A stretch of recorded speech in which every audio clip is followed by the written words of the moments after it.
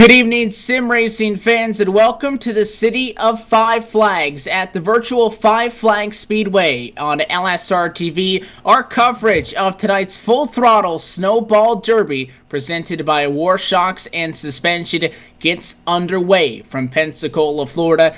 200 laps and 100 miles on tap, but a trophy lays at the end of the line as for the first time ever, the drivers of the Full Throttle Racing Series take to this historic short track for their inaugural Snowball Derby. We welcome you into LSRTV's coverage of this special event. Evan Pasoko and Andy Kessler along for the ride with you, as well LSRTV's executive producer Laura Lawson in the production trailer. Andy, Five Flags is a very wide, a very fun racetrack, and iconic at that. We get a stacked field full of drivers who have been qualifying and practicing for the better part of 1 to 2 weeks. They're ready to do battle. We're just about 5 minutes away from letting them go.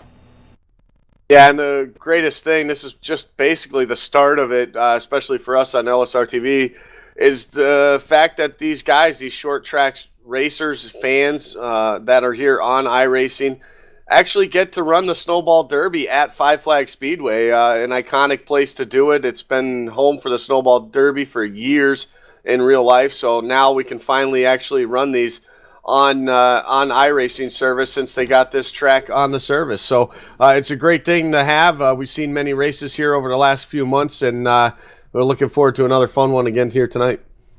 And as we get set to roll off for this one, going to take the opportunity before the cars go to the grid to talk to one of the series administrators here at the Full Throttle Racing Series, William Hale. William, thanks for joining us here. New series, you guys just completed your first full-time championship with this league with the Warshock Super Series, and Cole Williams went on to win that championship. Tonight, though, we've got a special event. Talk to us about what this league is and what we're going to see tonight.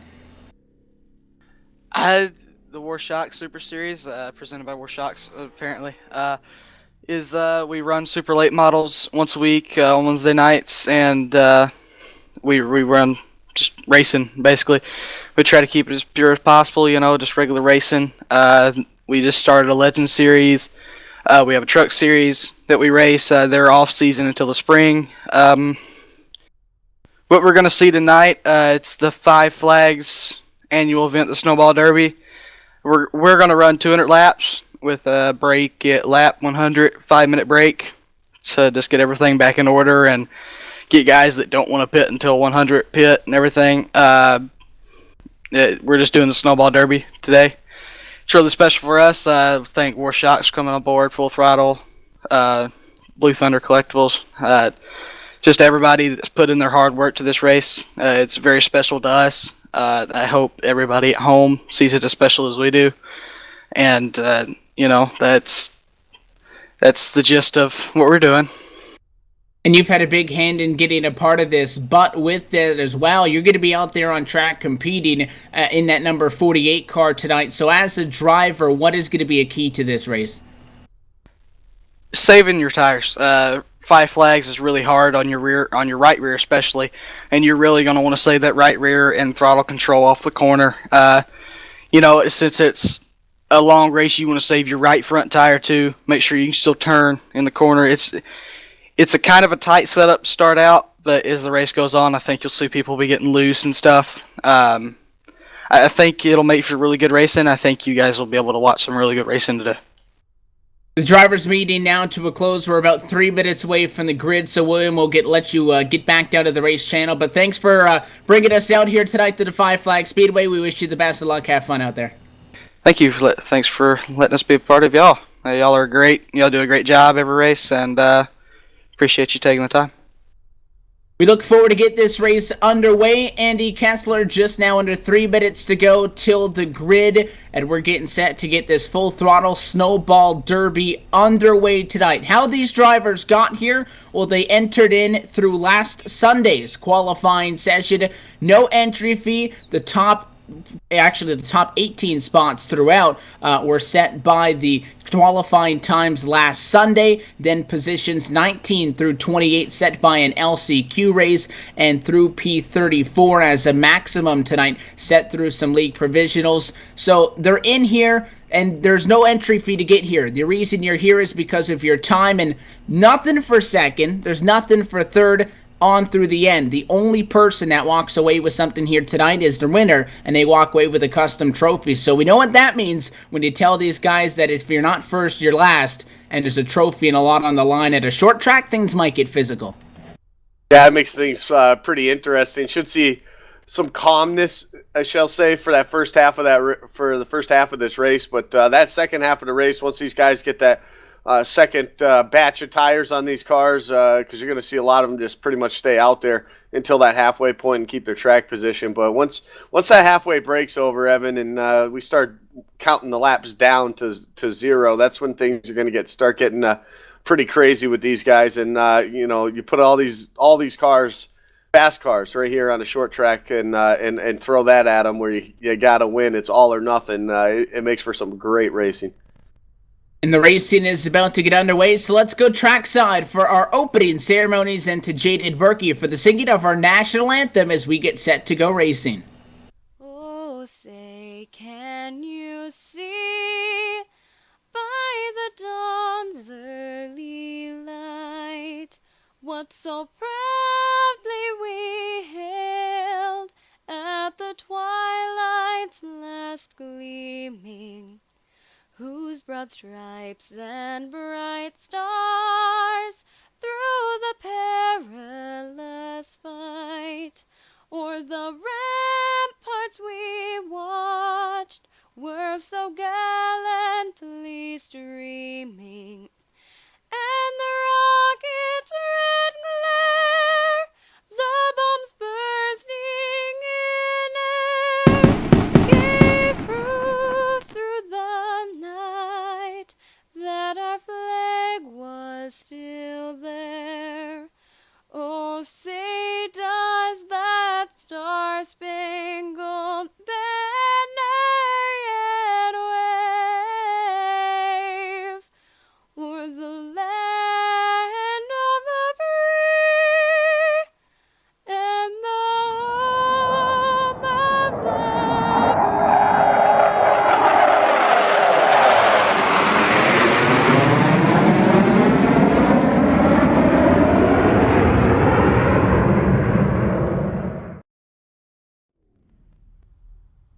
Cars on track, and the waiting now comes to a close, and they're set to do battle for 200 laps. Let's take a look at your LSRTV starting grid for the Full Throttle Snowball Derby. Justin Blackdeer will start from pole position behind the wheel of the number 22. Outside of pole to the 48 of William Hale. Michael Held will roll tonight in third. Fourth for Charlie Melvin and Scott Formosa in P5. P6 is Preston Bohr. Zach Coyer in 7th. 8th position is Cole Williams. 9th, Joey Lamb, and Robert Barber in 10th. 23 of Jonathan Smith will start 11th. 12th goes to Douglas Nelson. Jeff Faulkner in the 75 starts 13th tonight. The 14th spot goes to the 11 of Clint Crowell. Matt Vade will start 15th. 16th goes to the 99 of Mark McCary. Bob Gillenwater in the 4 will start 17th. 18th goes to Paul Fugate, and Tanner Arms will start 19th. And 20th goes to the 40 of Eddie Baker.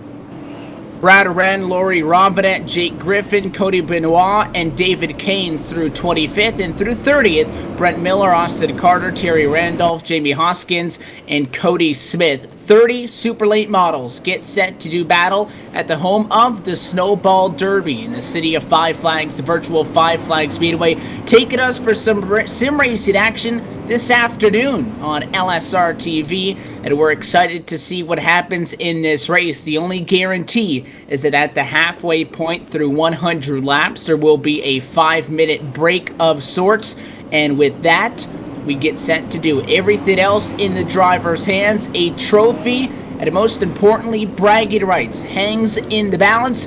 Who's going to win the inaugural Full Throttle Snowball Derby presented by Warshocks and Suspension? We're about to find out. Green flag at a turn number 4 and underway to turn number 1. Outside pole for the 48 of William Hale. Advantage at the stripe. Inside pays due dividends at a turn 2. Black Deer, your leader.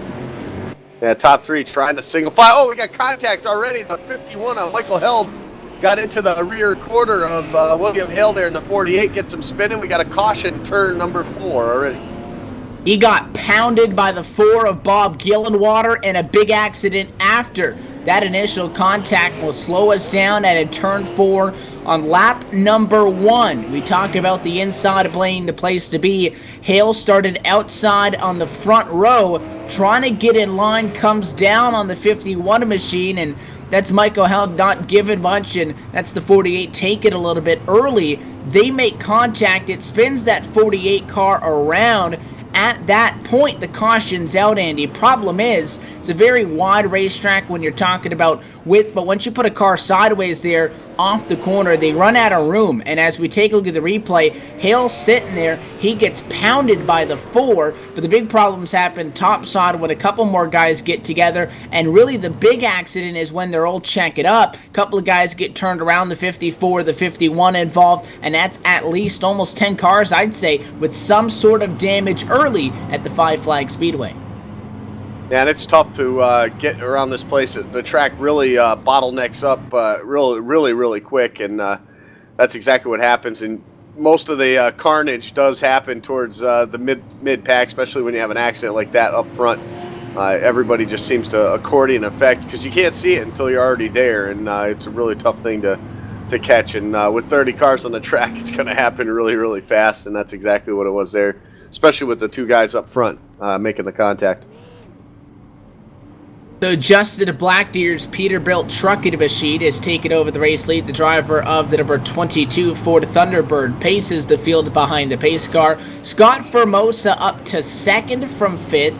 Preston Boers from P6 to 3rd, and Cole Williams P8 to 4. That's when it pays due dividends to get down to the inside of the racetrack and really just avoid a wreck. There's going to be a lot of guys that think mid-pack, and you talk about that's where all the trouble is, that gain at least 5, 6, 7, 8, 9, 10 spots, and then just by getting around the accident. For those drivers that weren't as fortunate, they are coming down to the pit lane, those race cars to get serviced. All of the guys that got damaged in that one obviously going to be trying to get those machines fixed as the night progresses, and that's going to be a big fight for the Lucky Dog tonight as the lights go on for the pace car with at least 6 to 7 drivers stuck 1 lap down. Yeah, it's going to be tough for those guys. Obviously, that's going to be a battle within the battle of the race, trying to get around those guys, and that's where their spotters come in handy to remind them of where they are on the track to those other lap cars that are a lap down, so that they can get that chance for that lucky pass.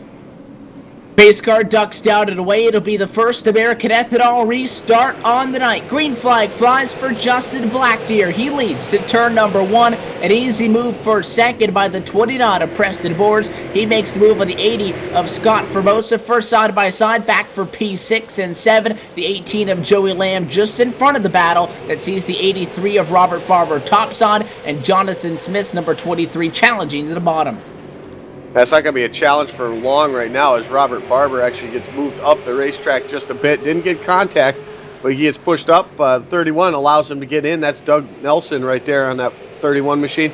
He lets him get in line, so now it's all single file through the top 10. Great start for all these guys now after they got that one accident there out of the way. Everybody settles down, gets single file, and we get some laps taken away. And you heard the driver's preview that saving your tires for the course of a long run going to be a big focus tonight. Once you get spread out, you can go into that riding mode. Start to knock off laps. 200 laps around this Five Flag Speedway going to accumulate to 100 miles of racing start to finish tonight. Already now 10 laps into the books after that early caution trouble at a turn 4. Tanner Arms hits the inside retaining wall after he got a little bit loose into the corner. That pit road wall is right there. He got checked up and got hit in the back by Jake Griffin, and that's front end damage to the driver of the number 1 car. Yeah, we watch this replay side by side right there of that, but that's a tough one when you check up like that. You get that front end damage. that can really affect the car with the handling. We're not too worried about aerodynamics at such a short track like this, Evan, but when it comes down to the cooling, you start punching holes in that radiator area, that could really make for a long night also. The inside still the place to be. Top side, the 8 car sideways. Tanner Arms, now he's in the fence again. Up and over in turns number 3 and 4. The caution will fly for the second time tonight at lap number 13. And those two drivers making contact just 2 laps prior find each other again into turn number 3, and the yellow flag comes out, and this will be a fun one to break down. The 8 of Arms, we mentioned, got sideways in 4, Andy, and damaged the car behind him, being the number 1 of Jake Griffin after the 8 checked up. 3 laps later, as you take a look at the replay of this, Jake Griffin gets back to him. Doesn't look intentional, just they get on each other's door into the corner. He this time sends the 8 up the hill, and instead of just riding against the fence, Tanner Arms' car goes upside down. Yeah, that was odd. I don't know if he hit some break in the wall there or what, or just something on the front end grabbed the wall, but that was kind of an odd little wreck right there. Not a high-speed rollover, but still enough momentum to carry him over topside. You rarely see it, but sometimes if there's a little bit of bodywork away from those right side tires, even if really the bodywork's not pulling away, these cars can scale the wall at these smaller racetracks depending on which way that driver had the wheel turned, trying to overcorrect into that slot. May have attributed to that. So what looked like was going to be just a push up the hill and maybe a good lick of contact is now a caution flag, an interesting one. Second one inside of the opening 15 laps. Evidently that is going to drop those, or rather the one main car involved in that, the number 1 of Machida, Jake Griffin, at least with the damage. And then you talk about as well the driver that he got into topside there, pretty decent damage, and looks like falling off of the lead lap as well. So 22 drivers at this juncture on the lead lap, and we were just starting to see a lot of movement inside of the top 5 of the top 10. They did a very good job of getting single filed out rather quickly, and we were starting to see a couple of guys closing on the guys in front of them, couple of guys sliding back to the guys behind him. So in that short window of about 7 to 8 laps, you were already starting to see some of the longer run speed kick on these cars, and still with plenty of action still to go tonight, the window of possibility for this race to be a tire management game, as some of the drivers predicted, is still there. But you talk about this racetrack not being an aerodynamically sensitive one, and that's a good thing, because normally, when you race at the Five Flag Speedway, not all the cars come out clean. So, you got to talk about conserving tires, but I think these guys, realistically, they have to be expecting to get a little bit aggressive, if not physical at times also. It has to be expected at a short track like this. And, I mean, we've seen it where the leader who's led most of the race come out with damage, and it was damage not from a battle with the guy in second, but a battle with lap cars. So we've seen a lot happen at this track over the few months that it's been on the service. So definitely not surprised at all if even the winner comes out of this place with some bent up sheet metal.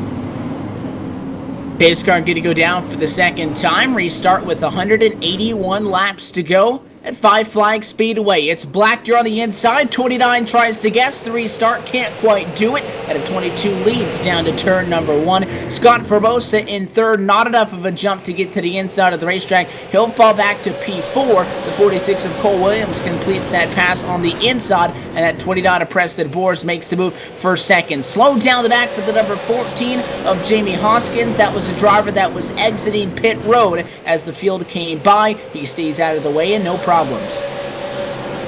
Great battle right now. This top 6 guys here, all nose to tail.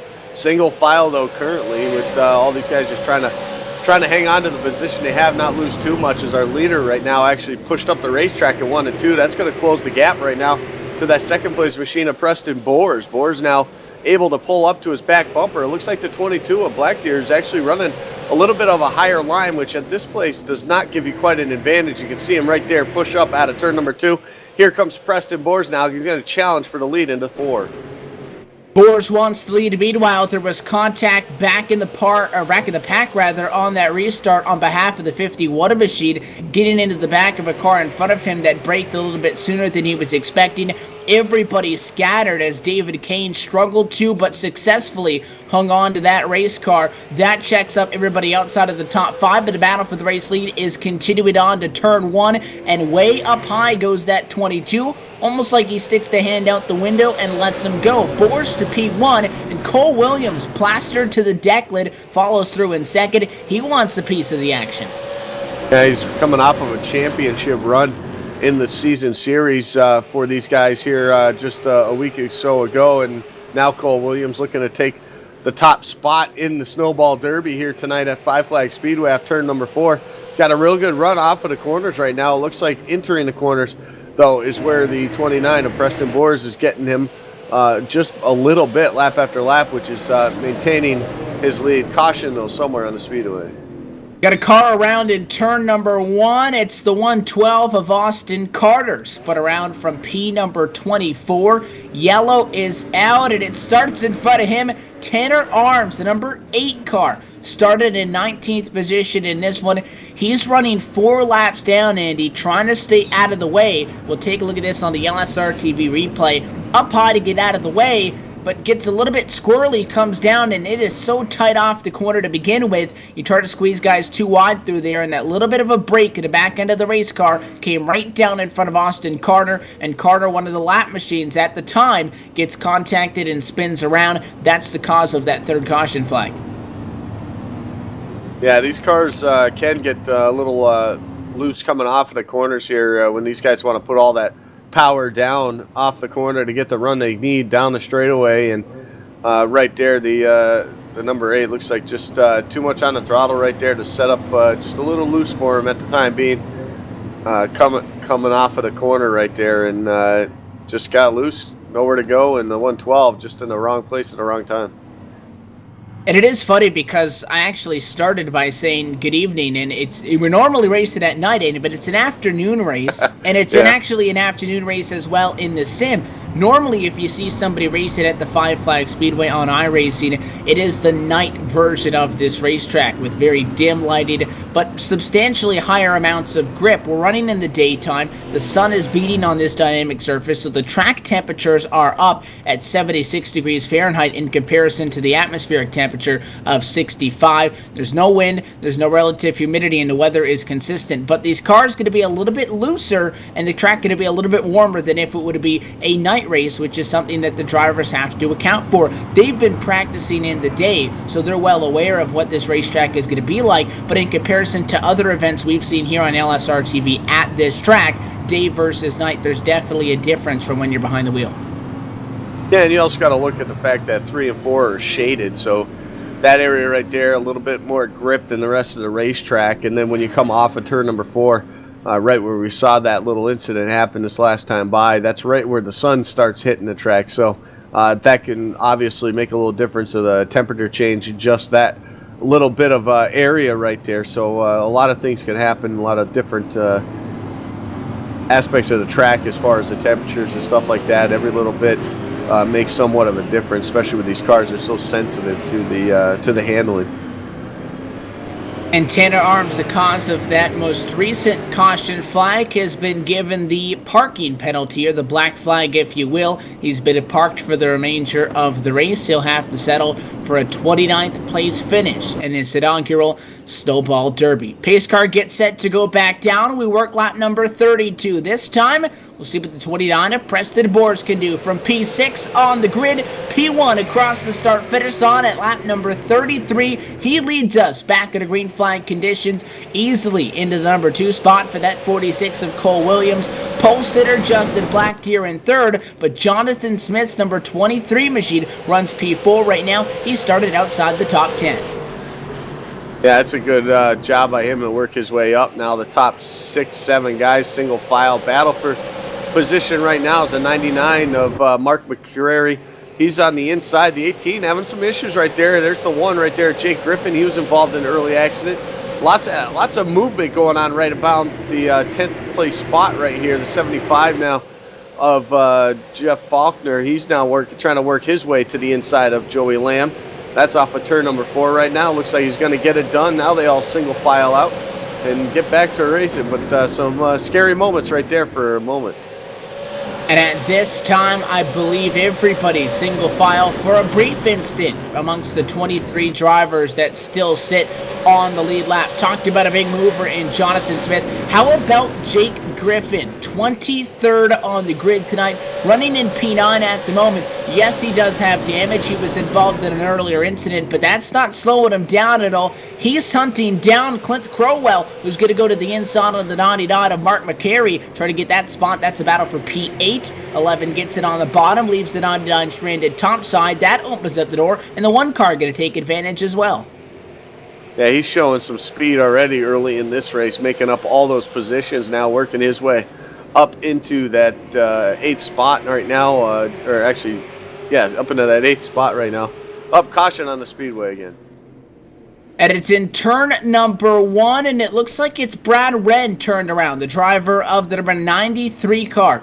Back end first into the fence, and again, it's turn 4, the culprit, and I can't say that I'm surprised because turn 4 is a very difficult exit to the front stretch at this speedway. The 14 of Jamie Hoskins, I think, unintentionally getting all of this kicked off. The number 14 machine driving 4 laps to the negative. Again, Andy, it's a lap car staying high, staying too high, catching the fence, coming down on a lead lap car. This case, it was Brad Wren, and Wren gets turned around and headfirst into the inside of fence. Heavy motor damage, I believe, going to be the big point of impact for the driver of the 93. He looks like he'll be down for service this time as they try to get that car fixed up. That's going to be tough. He's going to come down pit road and see what they can do to that 93 machine. Might even have to pull it into the garage. There's lots of damage on that 93 car, so we'll see what happens with him as they start to do this. But slowly, I mean, we're working going to be working lap number 40 here, Evan. And these guys are they're starting to the field's starting to get a little dwindled out here. We got a lot of guys taking on some heavy damage early on, starting to put themselves back towards the back. Like you said, though, some big movers, man. These guys are really getting it done from a poor qualifying effort. Able to obviously show some speed and get around some of the traffic that is out there. Try to get themselves in position for that track, for the good track position that they're going to want come that halfway point when we have the 5-minute break there at lap 100. So, got to make your moves now. You got to be aggressive, but you also got to be patient too. You don't want to damage the car too much to where you can't even have a opportunity to have some speed in it late in the going when you really need it. And you can always ask Kyle Larson, it's okay to get in the wall, just not too much, or eventually that car is going to dwindle away. The good news is the racing that we have seen for position, Andy, has been good. They've been able to battle hard and clean. The problems that we're finding is that, again, although Five Flags is a statistically wide racetrack, but you can't ride up against the fence and be successful, it's a very small groove. It is an extremely difficult exit to turn 4 that takes you all the way up to the wall. It's just the lack of space with leaders and lap cars that's causing a problem. Yeah, we've seen that so many times here over the course of doing a lot of these broadcasts at this track over the last couple months. It just seems like, you could run 3 wide here. I mean, the track's plenty wide enough. The problem is it has to do with the banking and the way these cars are set up. That high side just doesn't have what you need. And coming off the corner, if you don't judge it right, especially off of turn number 4, that wall can sneak up on you real quick, and a lot of times you end up oversteering it off the corner, and that's what can break you loose also, and that can cause a lot of issues. Through the opening laps, the number down, but still at 23 drivers on the lead lap, on the loud pedal, pressed to the boards, green flag, back in the air, down to turn 1. He gets to the white line and gets the front couple of guys single filed out. Cole Williams second, Justin Blackdeer third. It's Jonathan Smith in fourth. At a battle, P5 on back. Inside for the 15 of Zach Koye. He tries to make a move to the 83 of Robert Barber. Barber defensive at the stripe. Advantage to the 15, though, down in 1. Yeah, and back into turn number 3 right now, the 11 car of Clint Crowell. He's going to try to make his way under Robert Barber. Not going to be able to make it happen off of turn number 4. Here comes the 1, though. Look at Jake Griffin trying to point that car in some direction. He's trying the high side, trying the low side right now as Barber continues to run that high side. Caution out again, another wreck in the back. And it's in turn 2, a couple of guys collected. The 44 of Paul Fugate, the 14, the 112, and the 33, I believe at least 4 of the names collected in this one. It all starts in front of them, though. The first innocent victim being that number 44 Lions Club International entry of Paul Fugate. The 34 car, very interesting entry for Cody Benoit, inside of the racetrack, trying to make something work on a 51. That car gets super tight. He's got to check up. He gets hit in the back end by the 89 of Brent Miller, and then Miller's checked up in front of that pack of 5 cars or so. That's where everybody finds the problems. You see that on the replay. Yeah, that just, like we talked about, it's kind of the accordion effect here. When something happens in front of you, usually the 2 guys that start the incident end up running away with scot-free out of this thing, and it's the guys behind them that end up coming a pile into it that end up getting the worst of it. And that's exactly what we saw right there. 44 Paul Fugate right in the middle of that right there. Had nowhere to go when Miller checked up as hard as he did. So tough break for some of those guys here early on. Also, there are a couple quick fixes here. So these guys can, if they don't sustain a lot of motor damage, they should be all right, and they should be able to get that thing fixed up and back out on the track with an opportunity. Tonight's inaugural Full Throttle Racing Series Snowball Derby, presented by War Shocks and Suspension, brought to you in part by none other than War Shocks and Suspension. You can go to www.warshocks.com for more information on them, and as well, I encourage you to go to www.fullthrottleracingseries.com. You can find out additional information on the Full Throttle Legend Series, the Blue Thunder Truck Series, and the War Shocks Super Series in these SLM cars. Pit road action mainly centered towards the back of the pack. Your race leader does not elect to come down to the pit lane. We could imagine with the break being at the halfway point, Andy, that the general consensus is probably going to be upon pitting at that point. Guys at the back of the pack, they'll continue to get serviced up because really there's no harm in playing that strategy card here a little bit early. Other than that, I think the track position is taking precedence over those tires at this juncture, and looking to split this race up maybe into 2 halves is actually that last time bypass quarter distance from the 5 Flag Speedway. And Preston Boers is your current race leader in front of the 19 other drivers on the lead lap. Yeah, you talk about the not wanting to lose your track position, staying on track. We got to figure 5 cautions now so far, 25 laps of under caution. So about half of these laps that we've run so far have been under caution. So I don't think tires at this point should be too much of a concern for most of these leaders. Pace car going to dive down and away again, and it is again Preston Boers on the inside, holds him through the restart zone. Green flag flies back underway for the Snowball Derby. The 46 of Williams gets second. Top side, the 23 of Jonathan Smith. He'll get P4 behind Blackdeer. The 83 of Barber going to jump down and lawn just in front of an aggressive number 1 of Jake Griffin, who was digging in 3 and 4. Oh, caution out again. In front of your leaders, the 33 of Terry Randolph. Caution is out. This stems all the way back from that restart. A huge checkup, and I'm sure that a couple of guys are going to be penalized for black flags or something because they were 3-4 wide to turn 1, Andy. 33 gets turned. Terry Randolph, nothing that he could do. Goes up the hill. Looks like the 80 might actually be the trigger of the caution, as it was quite a hit for Scott Formosa. And then that 33 started to roll just in front of your race leaders. We've seen problems for race leaders at these short tracks in the past where there's a wreck in front of them, caution comes out, and those lap cars begin to pull back up on track right in front of the race leaders. It was a close call there for Boers, Williams, and Blackdeer. They're all able to back it down, though. Nobody else collected. Yeah, very fortunate for those leaders right there. They weren't able, but that's exactly what it is, though. Everything just happens here so quick, and you look at that restart, everything looked good up front. You know, it looked like the guys were going, but it looks like down towards the back there, a lot of those guys just tried to anticipate the restart, and they end up having to check up, and it's tough to see really past the car that's in front of you in these things. So for the guys in the back, you really don't know what's going on up front. That's when you're relying heavily on your spotters or crew chiefs up on the box there, looking down on the track to to really give you an idea if a lane's checking up. But it seems like right now that accordion effect, that checkup from the front of the front pack, probably around the 10th to 12th spot, it really takes into effect back in the 20s, and that's exactly what we saw right there. And man, it stinks when you can't see what's going on in front of you, and you end up getting into a wreck like that on a restart.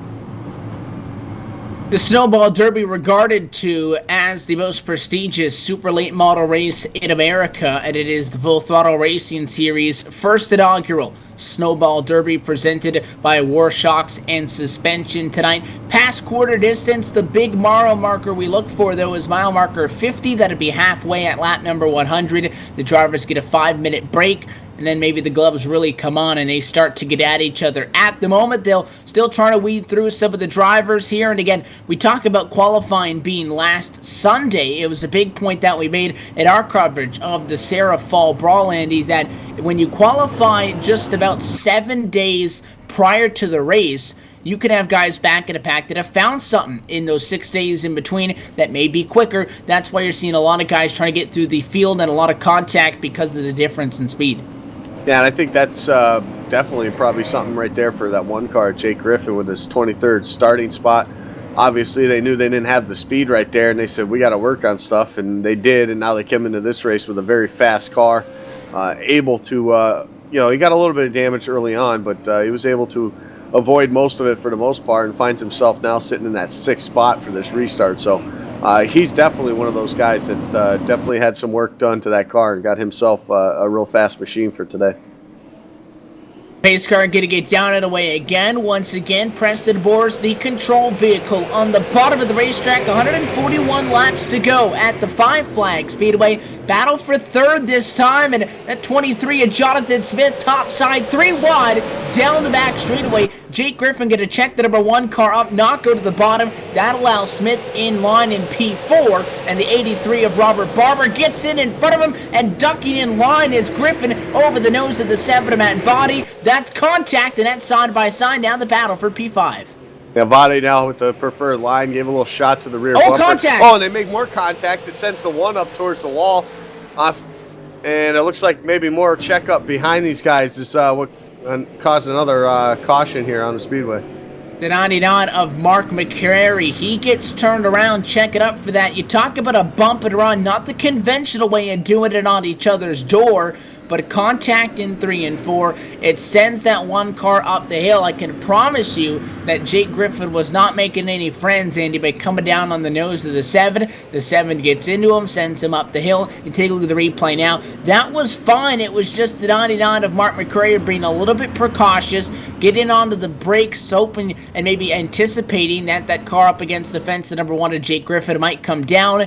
And when he hits the brakes, Zach Koya was right on his bumper. The 15 really didn't have much of a choice in that matter. He spins the 99 car out. That's where the contact comes from, initiating to the caution flag.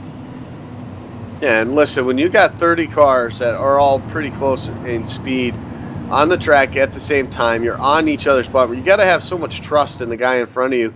But the problem is with that, when you're running that close and you're racing, I mean, if that guy in front of you makes 1 mistake or 2 guys in front of him do, and he's got to check up, you got nowhere to go. I mean, it's just flat out, that's the deal, is you just have nowhere to go, and that's exactly what we see here, and that's what typically most of these accidents are. So, again, I say it a lot, tough break for these guys, but it's tough to keep your nose clean when you're at tough thing to keep your nose clean on a short track like this, but it's even harder when you're trying to avoid that stuff and you can't even see what's going on ahead of you.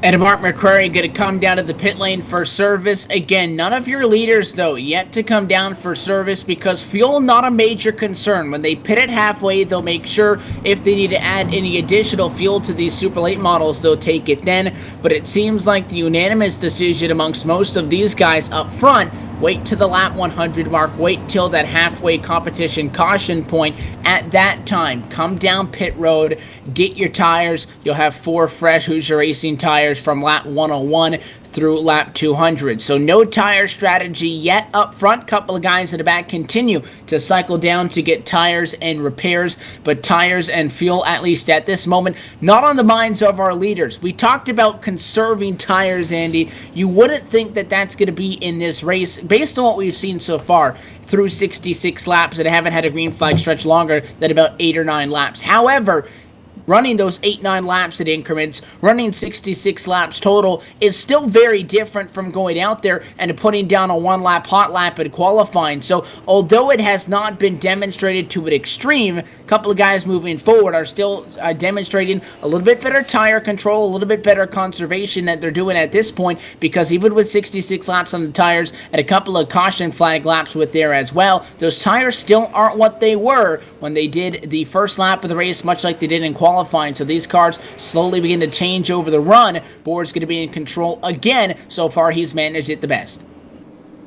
That he has. The pace car, though, going to duck off. We're going to try to get this thing underway again. Green flag in the air. Preston Boers, a good jump. On the high side, though, Cole Williams is going to be able to take that second spot. The first true battle off of turn number 4 is the 83 of Barber. He's got the inside now. He gets a little shove to Jonathan Smith, puts him up the track. That opens up the bottom lane. Here comes Clint Crowell off of turn 4. 3 wide at a turn number 4. It's Jonathan Smith backwards on the outside. He makes contact with the 30, continues to slide. The battle, though, in front of them for P4 on track and give it. The driver of the number 11 car, Clint Crowell, to P4. He bumps Robert Barber back to 5th, and then it's Shake Griffin, William Hale, 6 and 7, 8 and 9, Matt Vaughty, and Louis Robinette.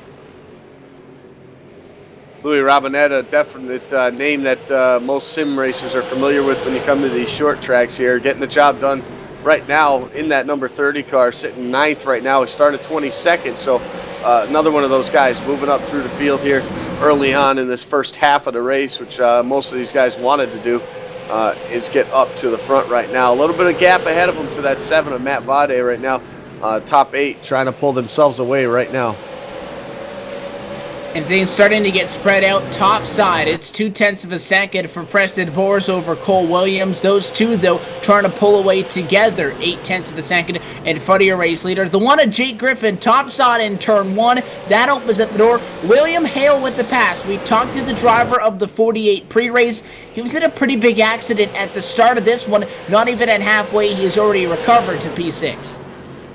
That's a good move for him, being able to come down pit road. Used, obviously, one of those resets that these guys get for this race. Able to get his car back in the shape it wants to be in, brand new. Like he rolled it off the truck, back out on track, able to show his speed right now, get himself up 16 or 17 spots right now. So moving up pretty quick right now for that 48 machine, able to make his way around that one car. That one car, though, Evan, seems like early on it was he was on the move coming forward, but it looks like lately after the last couple of restarts here, just doesn't seem like he's got the speed in that thing anymore. And we talk about the difference between a short run and the long runs. Not necessarily meaning in how long each stint is, but how long as we go total. Oh, the 30 car breaks sideways out of nowhere. A big accident in turn 4. It's Louis Robinette who goes around, and a very strange incident for a short track veteran. Started 22nd, was 16th position at the time, actually 9th at the time of the caution. That car got sideways in turn 4 and just absolutely snapped up the hill, spun that car around, and it didn't even give him a chance to try to catch it. Bounced off of the 51, and that's big problems across the start-finish line. Multiple cars spin down to turn number 1, including heavy damage, as spinning to the outside wall goes the 4 of Bob Gillenwater as well, who takes a big hit. That's some guys right there. That's just shows you that turn number 4 there, coming out of the shadows onto that hotter part of the racetrack, and or warmer part, I should say. It's not that hot out there, but yeah, getting onto that, getting a little slick right there. So the 30 car having some issues there. Doesn't look, he's got a lot of rear end damage, but looks like the front nose of that thing, he should be all right engine wise and radiator wise. So the 30 able to looks like he's going to stay out on track also, not come down pit road. So that's good news for him right there, is that it wasn't front end damage there, but he'll get that thing fixed up off of pit road, and we'll get him back out on the track. Blue Thunder Collectibles as well, a presenting sponsor of this Full Throttle Racing Series, Snowball Derby, NASCAR souvenirs and collectibles, as well as 1/64th and 1/24th scale die-cast cars located at 179C North Lowry Street in Smyrna. You can give them a call at 615-631-5620 for more information and get your fix with NASCAR souvenirs and collectibles from Blue Thunder Collectibles. Preston Boers has all of a sudden taken control of this race. We saw 2-3 different drivers lead a couple of restarts, but I mean, through the better half now of this opening half of the race, didn't waste any time getting from P6 to P1 and is doing a very good job at maintaining that race lead. Cole Williams is keeping him honest. He's not letting him pull away. However, with that being said, the 29 may be the fastest driver on the racetrack at this very moment. He continues to lead this race. He's doing everything he needs to do in that Toyota Car War Shocks and Studio 10 Wraps Camry. Yeah, you actually look at the top 3 guys right now that once they've gotten up to that spot there, they've all pretty much just stayed in those 3 positions there. Not much has changed. Obviously, Justin Blackdeer leading this race to the green here with the pole position and led a bunch of laps early, but he looked like you said he kind of pulled to the side, let the 29 and 46 go by. Once they did, he dropped in line in 3rd, and he's been there ever since. So able to at least keep pace with these guys for the meantime. So the 22 is still an opportunity to do something here. Just kind of riding in these tire tracks is what it looks like for now. Lap 82 will go to the books as the 8th caution flag comes to a close. The American Childhood Cancer Organization Ford Mustang GT pace car makes that sharp left-hand turn down to the way. The challenge topside by Cole Williams. Not enough, though, as Preston Boers leads to turn 1 again. The 46 gets second. It looks like Justin Blackdeer is going to be able to get that preferred lane in the battle for 3rd. He's on the bottom of the racetrack to the 11. A Clint Crowell, who is topside. Crowell from P14 to 4 through the opening 83 laps of this one. Ducks in line behind that number 22 and just in front of the 83 of Robert Barber, who's P5. Yeah, Barber able to still stay in that top 5 position that he's been in. He was up a little bit ahead of these guys up in the top 3 early, dropped back a little bit, came back up into the top 5. So he's been hovering right around that spot all race long. So he's doing a great job here in the early going, keeping that spot warm and ready. But first battle side by side right now is the 54 of Charlie Melvin. Him and Matt Vade doing battle now as they head to go back into turn 1. And Vade on the inside of the racetrack pushed up at a turn 4. It looked like that was going to give the 54 an opportunity to use a run off the corner to get the spot. Can't quite clear him. The battle range is on. Back for P8. Topside. Caution, though, going to happen. Problems behind these guys. Down in turn number 3, the 13th place driver, the number 18 of Joey Lamb, turned into the outside of retaining wall, and it all started just in front of him when that 23 of Jonathan Smith roughed up the guy in front of him down to turn number 3. It was a physical fight for P11. Mark McCrary getting the bumper from Jonathan Smith, but the 23 ends up going around.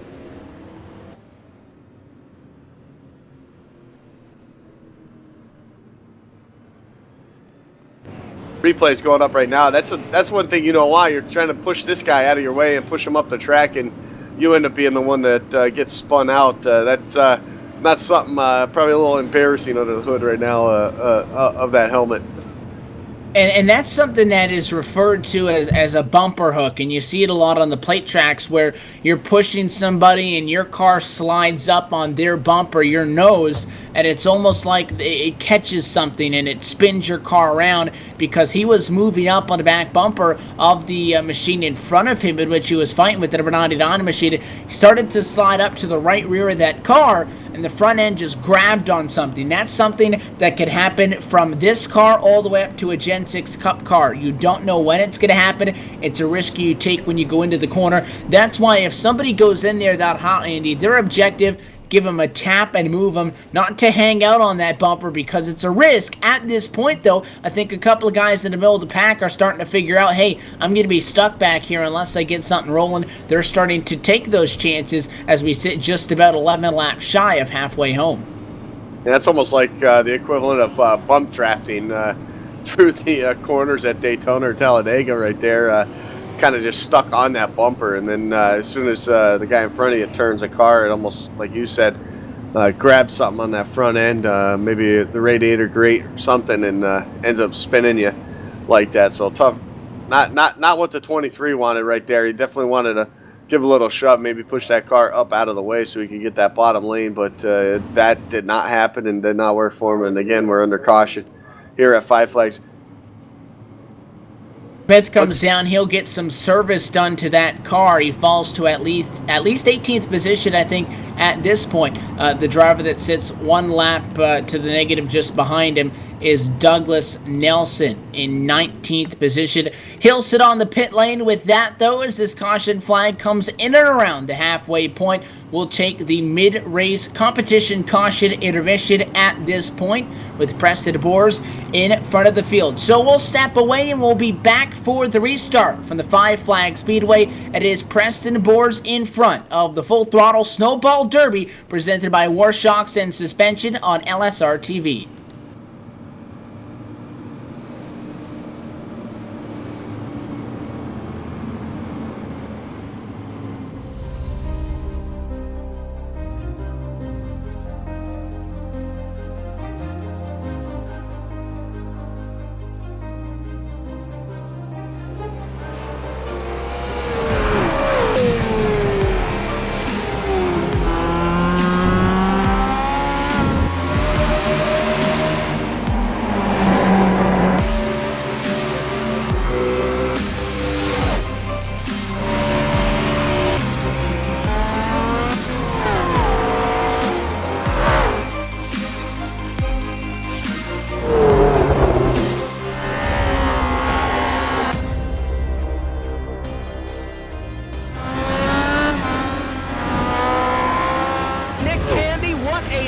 Truex in the outside, contact made. 56 slides it at a 4.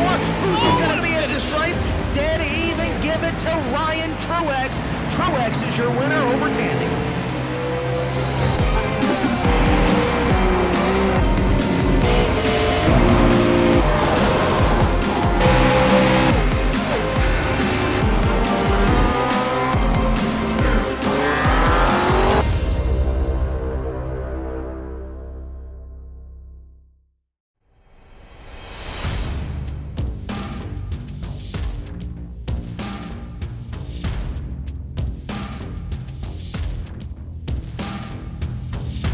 Monza is a very historic track. It's been around since the 20s, and it's gone through several permutations since then.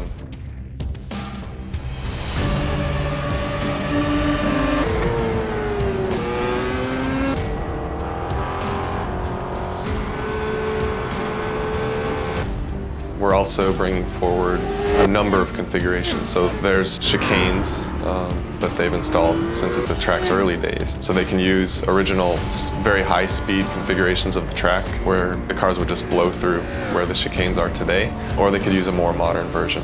So it's a pretty cool, compelling track.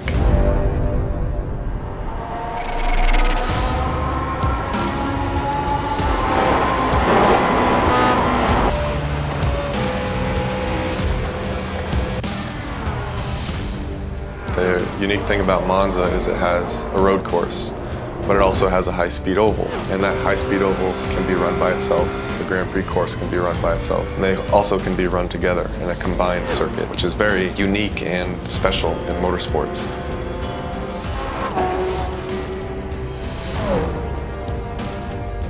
This was one of the more challenging projects that we've undertaken. It was essentially building two tracks in one. It took a lot of time and a lot of care was put into it, but we're really happy about the end result, and we think that people have a lot of fun driving it.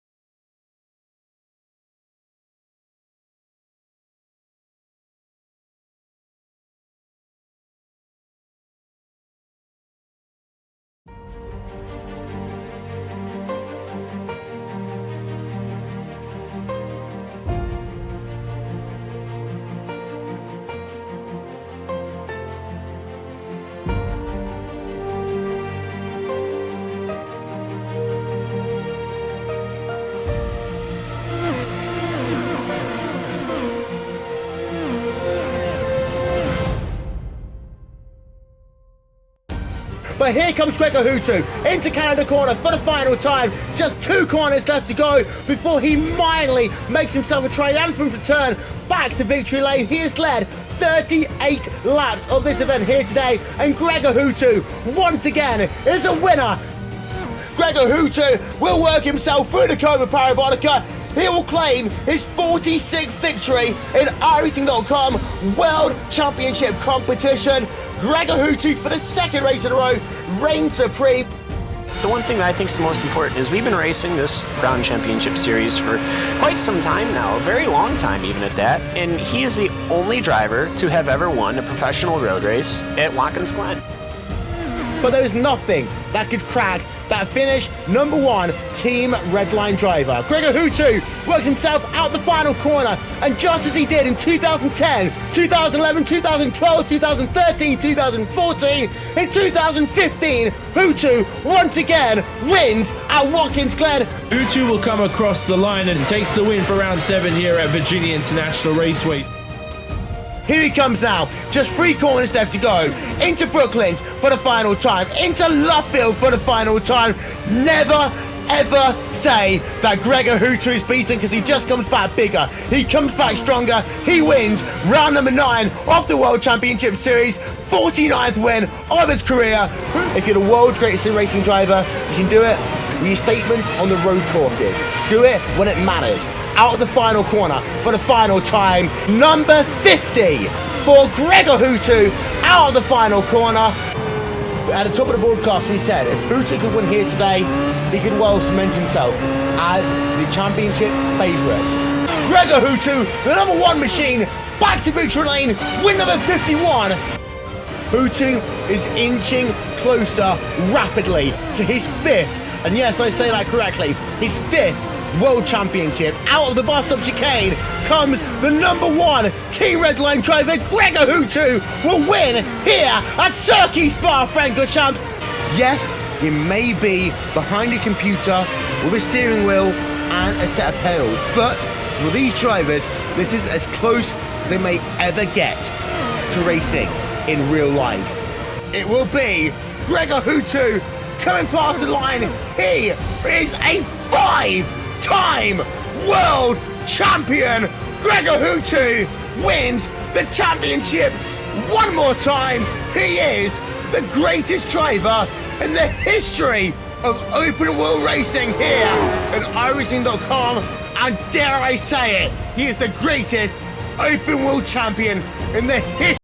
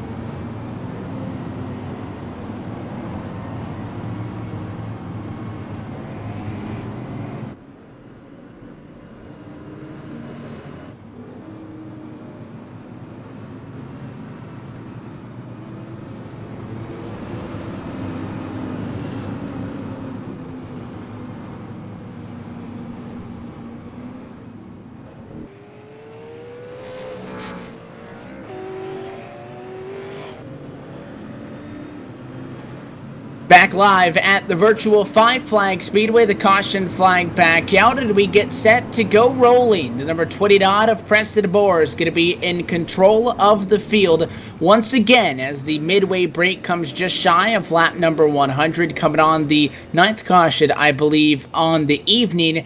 Bohr's going to be in front of the field. Not a whole lot will change inside the top 5 of the top 10. A couple of spots that will change handy at the back of the lead lap. A couple of guys did not get out of the pit lane in cycle with the field, so they may lose or shuffle up 1 or 2 spots apiece. However, Preston Bohr is the main focus. He stays in the lead, and because of this pit cycle, or the break, I guess, if you want to call it that, that 29 car comes down to the pit lane of Bohr's. All of these drivers into their stalls. They have gotten 4 tires. They have gotten fuel. They're set to rock and roll now through lap 200.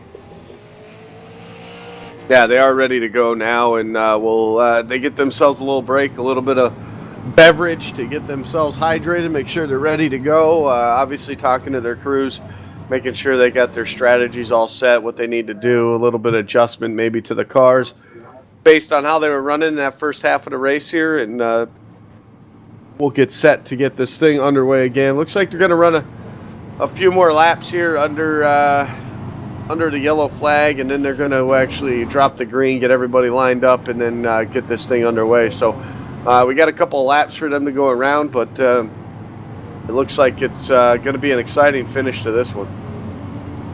Yeah, the drivers came down to the pit lane, stopped in their boxes for that 5-minute break. Technically, the track green at that point. It's the way of making that manual 5-minute intermission of sorts. They get back on track. They then throw the official caution flag in the sim.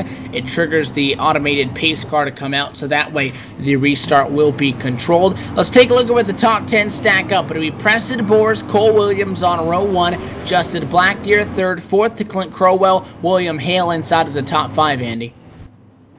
Yeah, 6 right now is that one car, Jake Griffin, who is very fast on the fresh tires. We'll be interested to see what he can do here from the 6th spot on this restart here. 7th right now is Robert Barber in the 83. Michael Held, the 51, is 8th. 9th is Matt Vade, and 10th right now currently is at 54, Charlie Melvin. 19 drivers will remain on the lead lap as we get set to get back underway. Preston Bohr again in control. Big movers, Jake Griffin 23rd to 6th. Some of the other names that I keep an eye on, Mac Vadi is 15th to 9th. Robert Barber up 3 spots. But let's talk about some of the guys that have not had a good run inside of the top 19 drivers on the lead lap. Joey Lamb, a very quiet night for the driver of the 18, Andy. Normally that's a good thing. So far not for him, though. He's fallen to 16th from 9th. Just in front of him, Scott Formosa and Zach Koye both started on the inside of rows 3 and 4, P5 and 7. They've fallen back together in 13th and 14th. So for every name that we mentioned about improving, there's got to be a name that's been going backwards. Oh, absolutely. And they're hoping that they got that all situated as far as the handling of the car, make sure they get that switched up and the adjustments made to allow them to get back up towards the front if they can. So a lot of these guys taking this opportunity, obviously, to make their cars a little bit better, try to get themselves at least in that top 10 here in the second half of this race, if not up there to contend for the win. But these guys up front here, they're going to be tough to pass here in the late going. They continue to coordinate this restart, so we do bridge past the halfway point. Let's take a look at our iRacing.com midway race leaderboard. You saw the top 10. Let's let you run down through everybody else on the lead lap. 11th is Mark McCrary.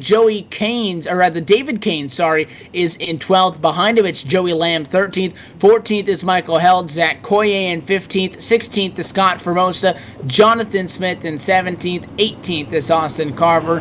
And 19th is Douglas Nelson, the last driver on the lead lap. We get set to get back underway. Preston Bohr could lead us into the restart box at a turn number 4, and he gets set to bring us back underway. Top side, that 46 of Cole Williams. How aggressive are you, Andy, to try to preserve that inside lane?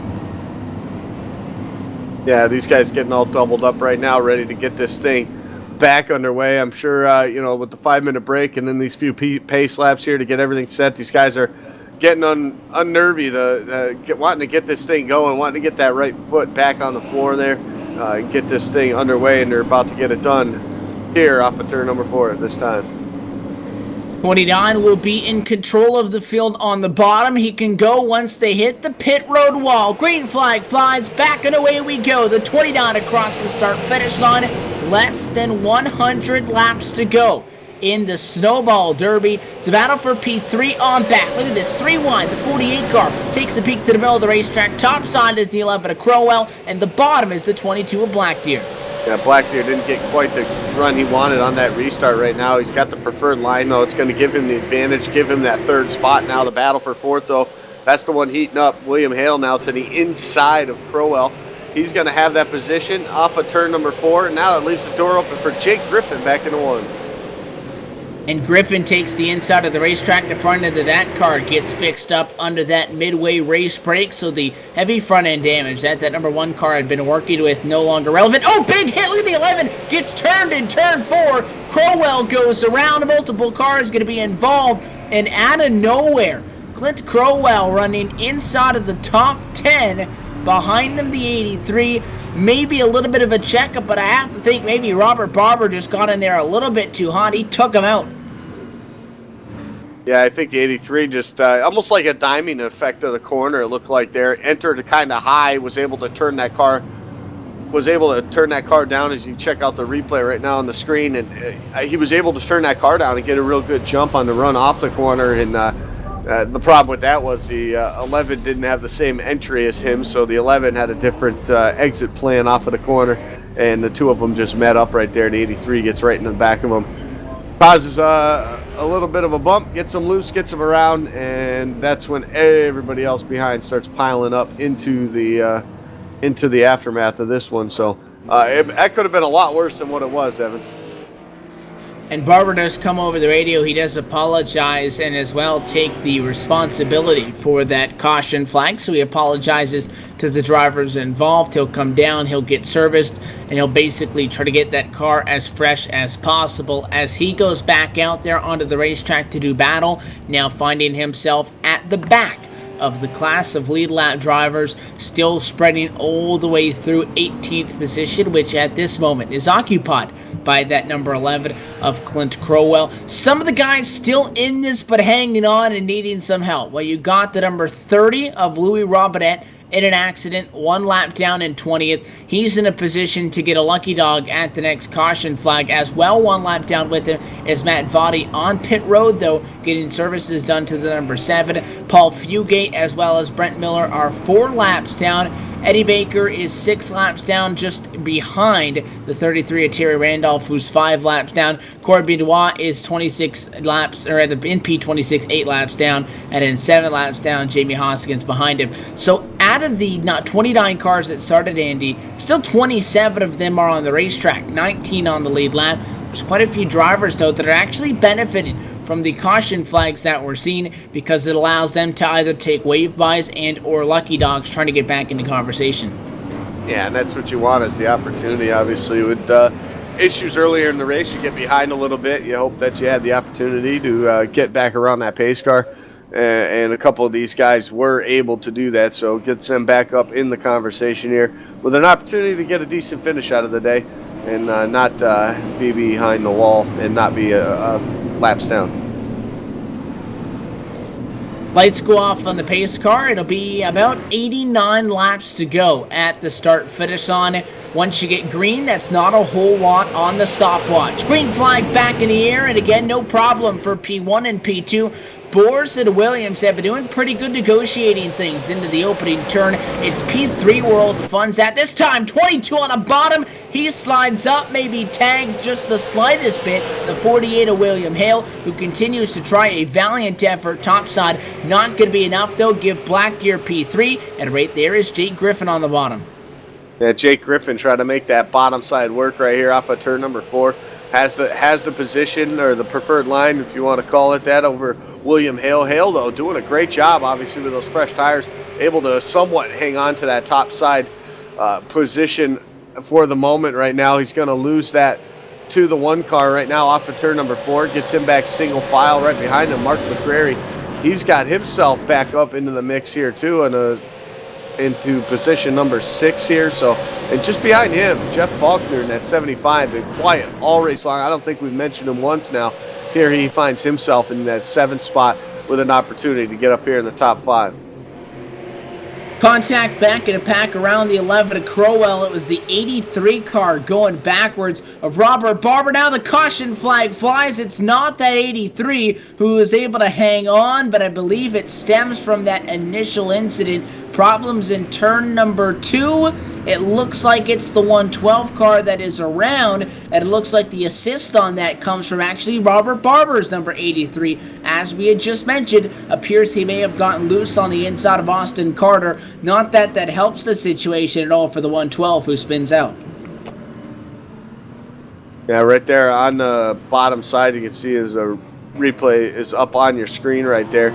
Not sure if that was a little bit of net code maybe or something. That car just seemed to snap around really at an odd spot there in the middle of the corner. So it looked like the 83 on that bottom side had his line held right there. It just looked like just ran out of racing room.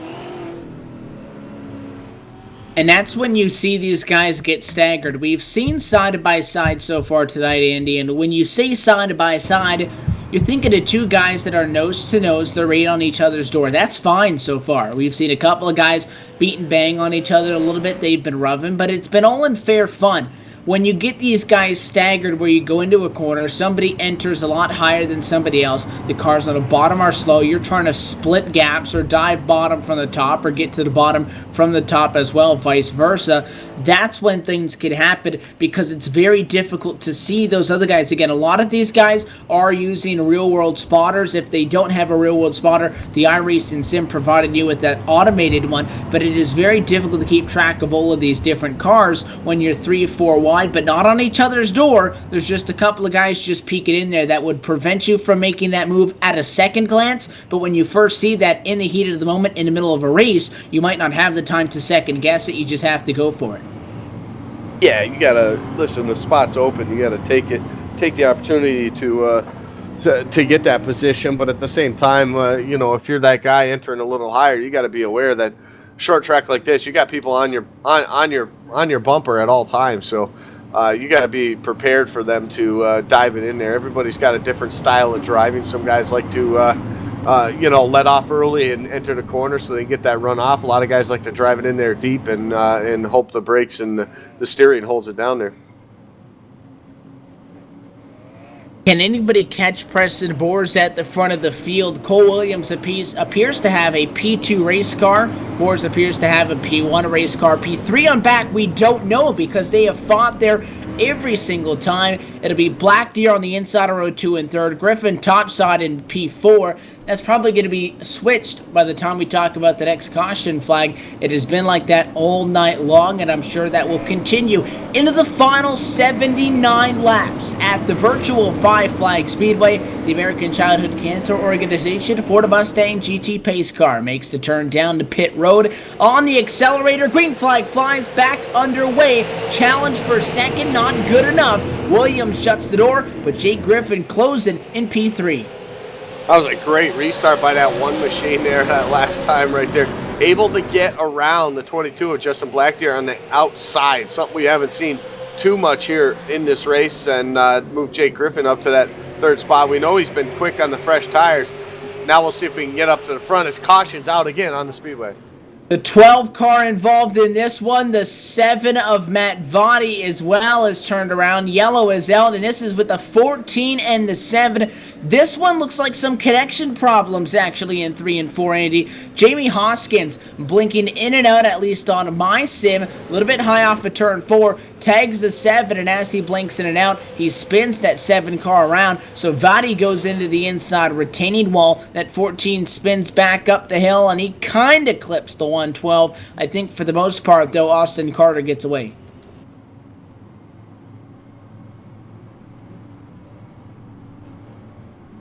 That is a product of running with the sim, Evan, is that you're relying on this internet connection of 30 guys to be perfect with the servers for iRacing. So sometimes there's always somebody that has some sort of issue, and it causes them to blink like that, and you'll actually see the cars on the screen get in, like, inside each other. So sometimes that happens. Sometimes that you know, that is what it is, and that's the cause of the caution. A lot of times that's the effect of net code, we like to call it, on where guys will get spun out, but there's no contact actually made on the track, you can actually see the gap there. So just a product of what we do, but it is what it is, and everybody gets used to it. It doesn't happen all the time, but it is something you definitely have to look out for.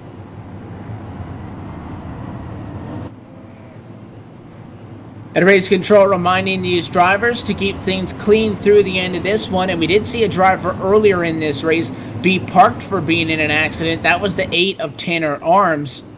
And race control letting these drivers know that now at this point, any additional caution flags caused by a driver may result in them being parked for the remainder of the race. So now you have to walk a fun balance of 75 laps to go, having to get physical because that's how you win short track races, but not too physical to the point where you dump the guy because you might be parked. So now there's that much more pressure on everybody out there besides your race leader, Repressed Boars, who just needs to stay in front. Everybody else, the nose might be a go-to option. Yeah, they're going to want to be careful with that one. That's, like you said, short track racing. There's typically a lot of beating and banging, so it's going to be tough to make some passes if these guys aren't going to be able to physically get into it. But I think, you know what, listen, at this point, race control just wants this thing to settle down. There's been way too many cautions for their liking. You know, I mean, listen, you guys are battling hard. You're all going for the Snowball Derby win. You're all going for that trophy. But you also got to look at where these cautions are happening. They're happening in the back of the pack.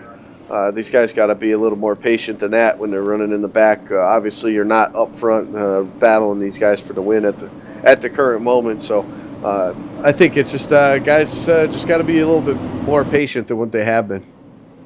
It is true that the leaders have negotiated spacing best out of everybody so far tonight. What do they have for us this time? Green flag back in the air at the 5 Flag Speedway.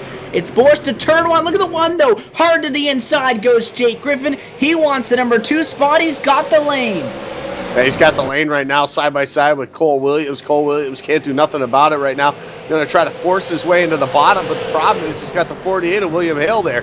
Hale going to let him drop down in front of him here, going into turn number 1. Now they head back to turn number 3. Caution again on the speedway. It's David Keynes from just behind that battle that we were following. The 32 gets sent around by the 11 of Clint Crowell. Crowell's argument, I was there. The 32 argument is that you just turned me. The 11 was taking a peek to the inside.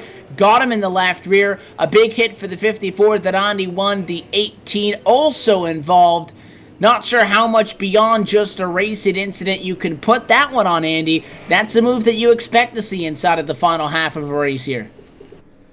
Yeah, you got to be, I just talked about it, you got to be aggressive when that hole opens. It's so tough to pass to begin with. You got to try to take advantage and get yourself in there. And it looked like there's a little bit of space there. The 11 wanted to take it. 32, it wasn't there, he says, and that's going to end up causing a wreck. Heavy damage to that 11 car, though. Anyway, so I have a feeling that he's gonna be probably done for the night here. And we await to see if he is. However, at this point, the driver's still in this. Clint Crowell, though, 1 lap to the negative, and he will be given the caution. With that, he is given the black flag. His night is done, and he'll probably settle out in about P25. Again, because with such a high number of drivers still on track a lap down, that's still a lot of positions that you can lose tonight. Again, there's no difference, though, between a 2nd or a 5th or a 10th or a 15th, a 20th, a 25th, or even dead last and 29th. The only spot that matters tonight is the number 1 spot, and Jake Griffin has been on a tear since that midway break. Now at lap 133 of 200, he is in 2nd and has an opportunity to try to do something with that. Yeah, and you know what? A few restarts ago, Jake Griffin was the only one that we've seen able to make that high side work and actually get around the 22 it was for the pass for that 3rd position at the current time. So, you know, if he can time this restart correctly and at the right time, I think he might have something for that 29 car. But so far in this race, I mean, he's been the biggest mover, obviously up 21 positions since the start of this race, all the way from that 23rd start. So he's got the car, I think, that can do it. problem for him, though, is we did see him start to lose ground as the runs went on in that first half of the race. So as tires wear out, not sure if he still would have a car that could contend for that win. The car does not have to be pretty if you get it to victory lane. She's just got to make it there. Lights back off on the pace car. This restart presented by Warshocks and suspension will come with 65 laps to go. It'll be Boers and Griffin on the front row. Pace car down and away. Green flag flies. Back at it we go. And a great restart for Cole Williams. Taking back what is his. Just lost P2. Now he's got that spot in 2. Yeah, he definitely timed that restart excellent right there. Able to get that inside line, do exactly what Jake Griffin did to him on that last restart. Problem is he's got that one machine on the outside, very fast race car also. Able to get some sort of grip going on that high side. Gets a decent run off the corner. As long as that 46 gives him room, that one car is going to be tough to beat. Look at him right there. Pinch him down to the apron. 46 getting the apron. He gets loose. Caution on the speedway. And the 46 spins, but the caution flag out already. It's a big jump to turn 1. And I think the caution is for Cole Williams, but it was an awfully early yellow as that 46, again, you don't expect the outside to do that, Andy.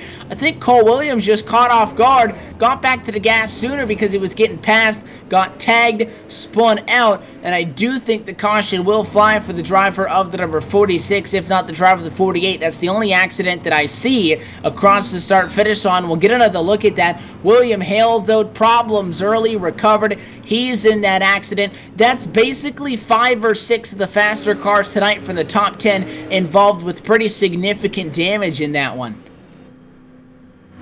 Hey, look at the carnage that ensued down the front straightaway after that one. Just the cars piling into each other. We see it time and time again at this racetrack. There's just no reaction time for these drivers to get low down enough to avoid this thing. And when you cram that many cars in such a tight little area, there's just nowhere to go to begin with. So, yeah, look at the carnage right there. Lots of damage to a lot of good cars. That's going to shake up the running order again here when we get the restart. And it will continue to shuffle. Now 18 drivers left on the lead lap at this moment. They go from Preston Boers up front back to 18th with Mark McCrary, who was involved in an accident early. He continues to try to get repairs made to that race car to stay in this conversation within now of 60 laps to go as we get set for another restart. The drivers that are out of this race, Tanner Arms in 29th, 28th to Brad Wren. It looks like Jamie Hoskins as well in 27th. Matt Vadi in 26th is still on track. Clint Crowell may fall there if that number 7 elects to complete 10 or more laps, but at this moment, stationary on the pit lane. Not officially retired, but I think for all intended purposes, his night is done. If you expect these guys to start to cooperate anytime soon, you're probably going to be mistaken, because now almost at the 3/4 distance mark in this full throttle snowball derby presented by Warshocks and suspension, the checkered flag and that trophy gets awfully closer with every single passing lap. And as the lights go off on the pace car, Boers, Griffin, and Blackdeer have been at each other's throats for the last 4 of them. I expect nothing different. The restart going to be a big factor, though, as far as who gets that preferred lane plastered to the white line. Yeah, he's going to have to get himself going here. Look, I'm looking up at here in the top 6 here, top 5 actually, that 83 machine, Robert Barber. We saw him have some issues there around that midway point, Evan, and he's got a chance now back up to the front here as the green flag falls. A good jump by the 29, Preston Boers on the inside. Griffin, though, able to drop in right behind him here. And he got him, he moved pushes him out of the way. And spinning goes Preston Boers. The caution flag is out. They will wreck behind. And the driver of the number 29 car, fastest all night long, leading this race, and then contacted Preston Boers, will go around.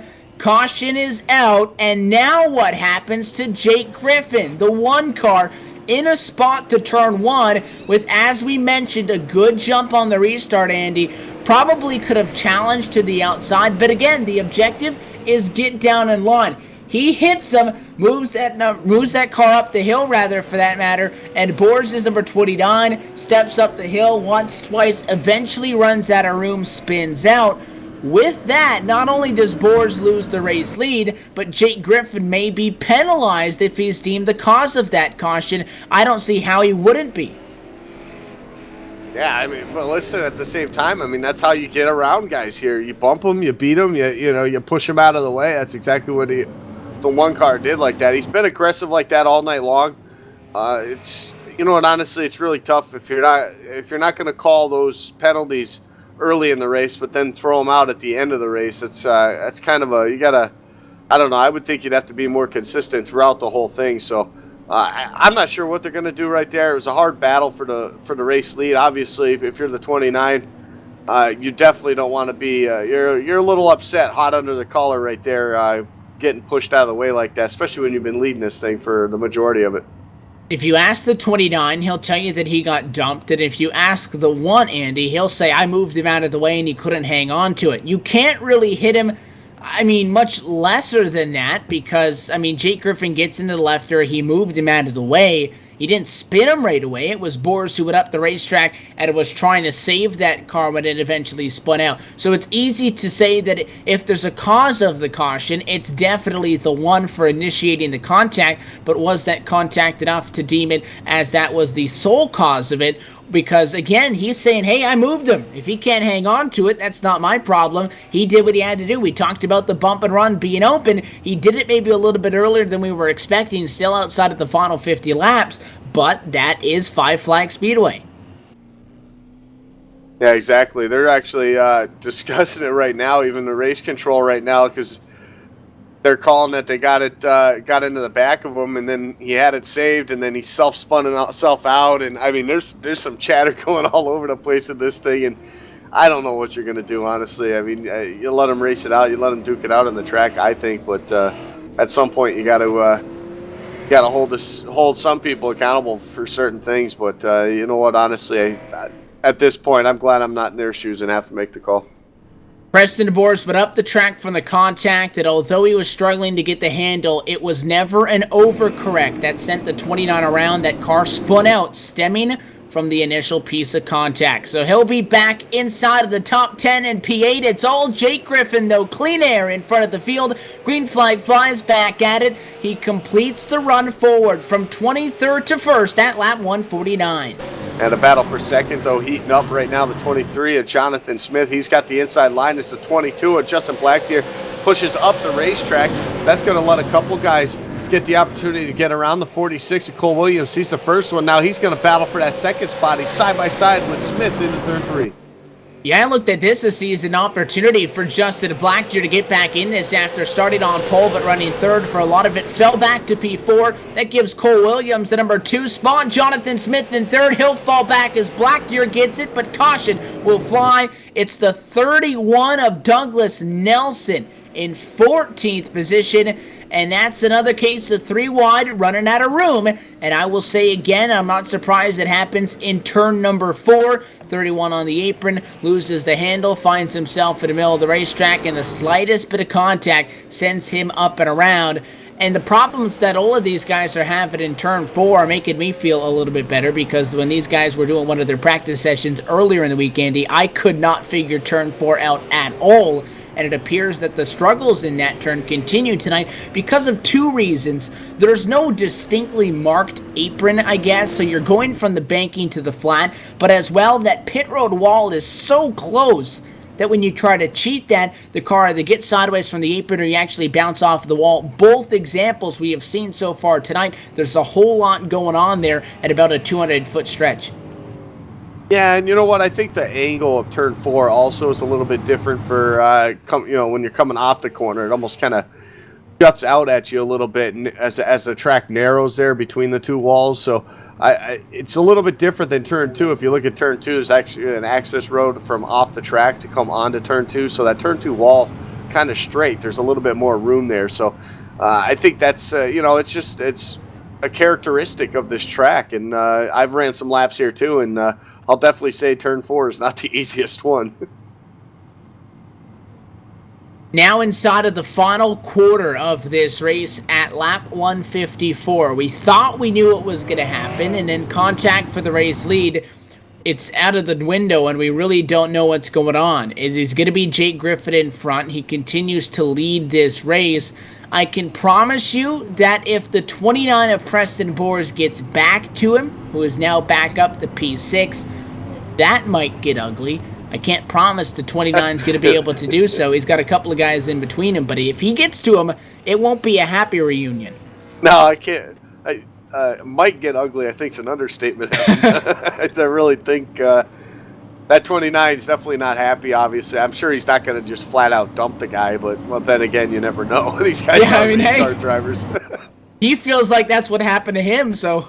Yeah, exactly. So we'll see what happens if he can get back up there. Obviously, he's got a fast car because he started up in the front. Good qualifying effort for Preston Boers, and then obviously was able to take that lead away early and keep it for most of this race. So he's obviously got a car that can get back up there. We'll just see what happens. Driver A has one opinion, driver B has a second, and even we have the C opinion, and somewhere in all of that is what actually happened. And I don't know what's going to happen, but we'll have 44 laps to go at the start-finish line. And if Jake Griffin can get the jump like he did last time, he'll be sitting pretty good. The one car in control at a turn 4. Green flag flies back underway. Cole Williams ducks in line in second. Doesn't lose much time. They're pretty close in 1 and 2. Battle for P4. Yeah, look at that. That's the 29. Preston Boers wasted no time getting a couple positions here. Inside line, he's going to clear Jonathan Smith off of turn number 4. Put him into that 4th spot now. Now he's got his eyes set. I'm sure he can see that one car just ahead, a couple cars to get around though. First, he's got to first make his way around Justin Blackdeer, who's been up front all race long, Evan. I mean, this guy top 3 car. Yeah, he's done this job all night long. I mean, he fell back to 4th or 5th on a couple restarts, but worked his way back up into that 3rd or 4th spot. So I mean, he's been up there all race long. That car's pretty clean. I don't think he's really had much of any contact with anybody or anything all night long. So doing a great job right now, still up there, and he's going to be a tough one to pass also. They said at the start, if you want to win the race, you have to be in the race at the end. A lot of drivers have fallen out of this. 13 left on the lead lap, but those that are still there in a spot to take what they have done over the last 160 laps now and do something with it. Jake Griffin, 2/10 in front of Cole Williams, Justin Blackdeer, Preston Boers, and Jonathan Smith in P5. Behind them, it's Bob Gillenwater in front of a side-by-side fight that sees the 32 of David Kane's topside. He loses at least 1 spot to Mark McCrary, maybe more. Was just about to compliment that 32 machine on gaining so many spots as he had gone P25 to P6. He falls back now behind the 112 of Austin Carter. Now Carter P27 to P8.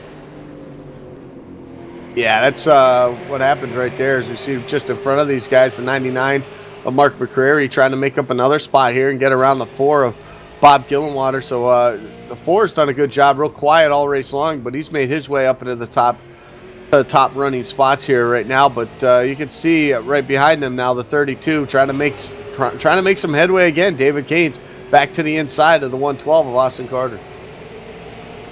And that's the bottom in 3 and 4, and the 112 gets the job done topside. Drops back down to the inside of the racetrack, and now he leads that battle. It's 2.9 seconds off down the front. The top 4 drivers, though, nose to tail in turn 4. That time by the start-finish line, just at 35 laps to go. Griffin slides high out of 2. The 46 with the run looks to the inside, maybe a little bit of contact as Cole Williams is digging, and Blackdeer and Boers are right there in the conversation. The top 4 drivers in half a second, and Blackdeer moved up the racetrack by Preston Boers, who's back to 3rd.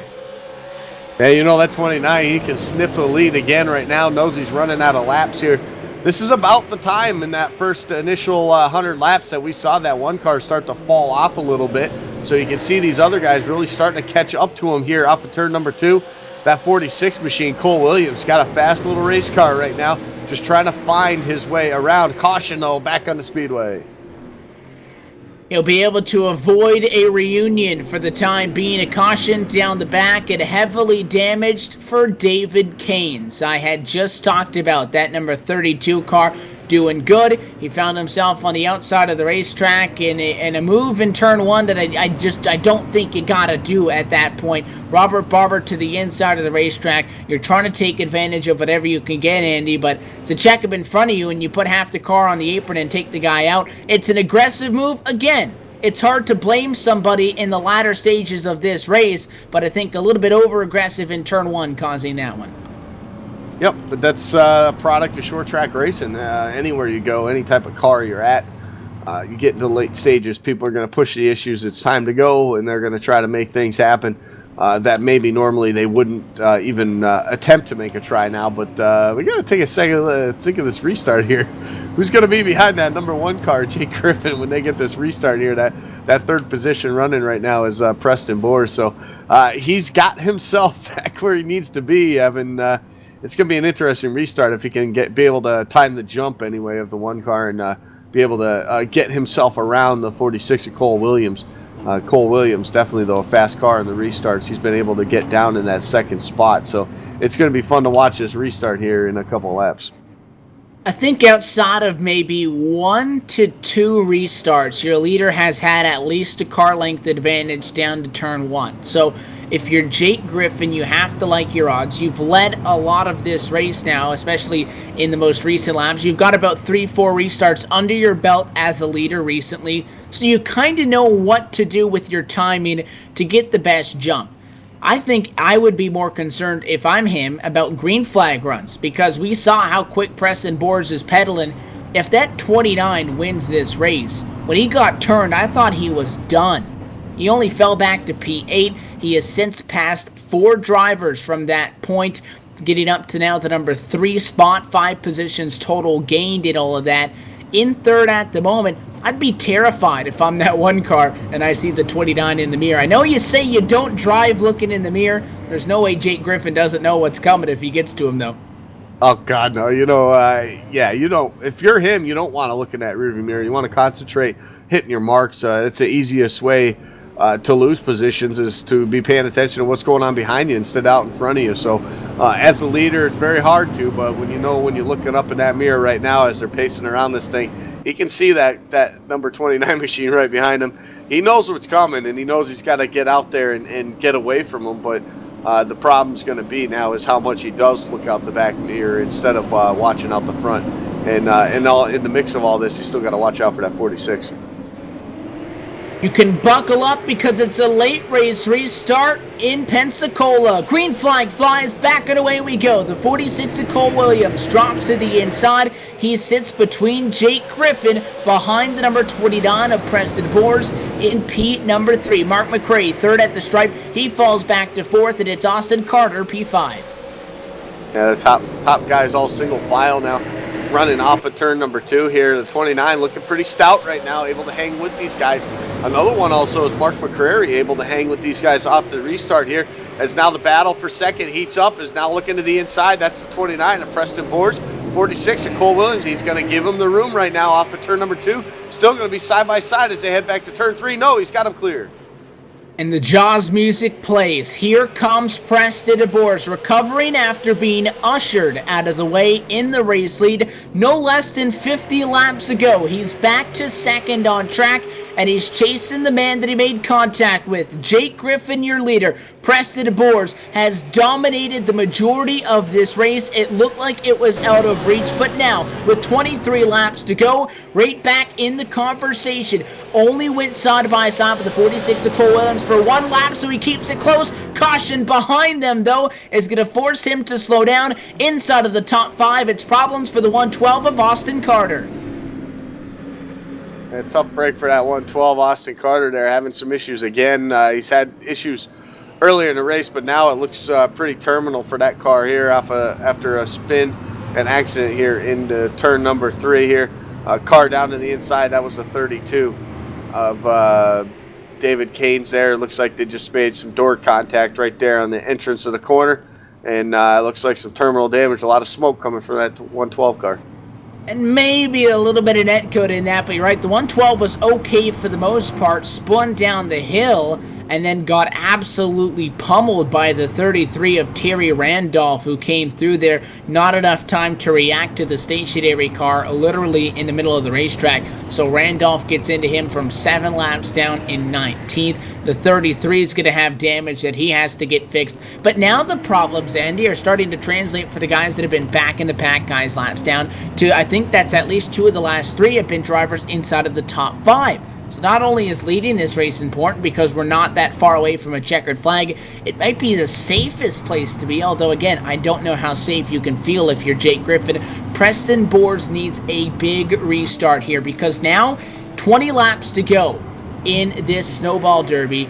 That's maybe 3 more caution flags, Andy, before this race would end at a slowed pace if we were to exceed that limit.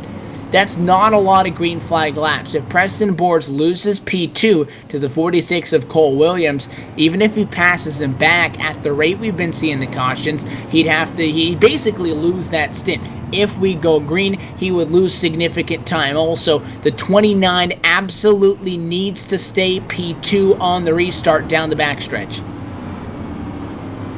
Yeah, this is, you know what, honestly, I don't know. The 46 is probably, Cole Williams got a pretty good seat here in that second spot, or the third spot on that bottom side. But you know what, Evan, I'm thinking if I'm him, though, I'd you know what, I'd let the 29 get down there and let those 2 guys battle it out, because you know what will happen is those 2 will end up getting in a wreck, and he can drive right by him and maybe steal this one from them in the closing lap. So I don't know if it'd be smart for him to get up in the mix of this or just kind of hang back and let these 2 guys, you know, beat each other up.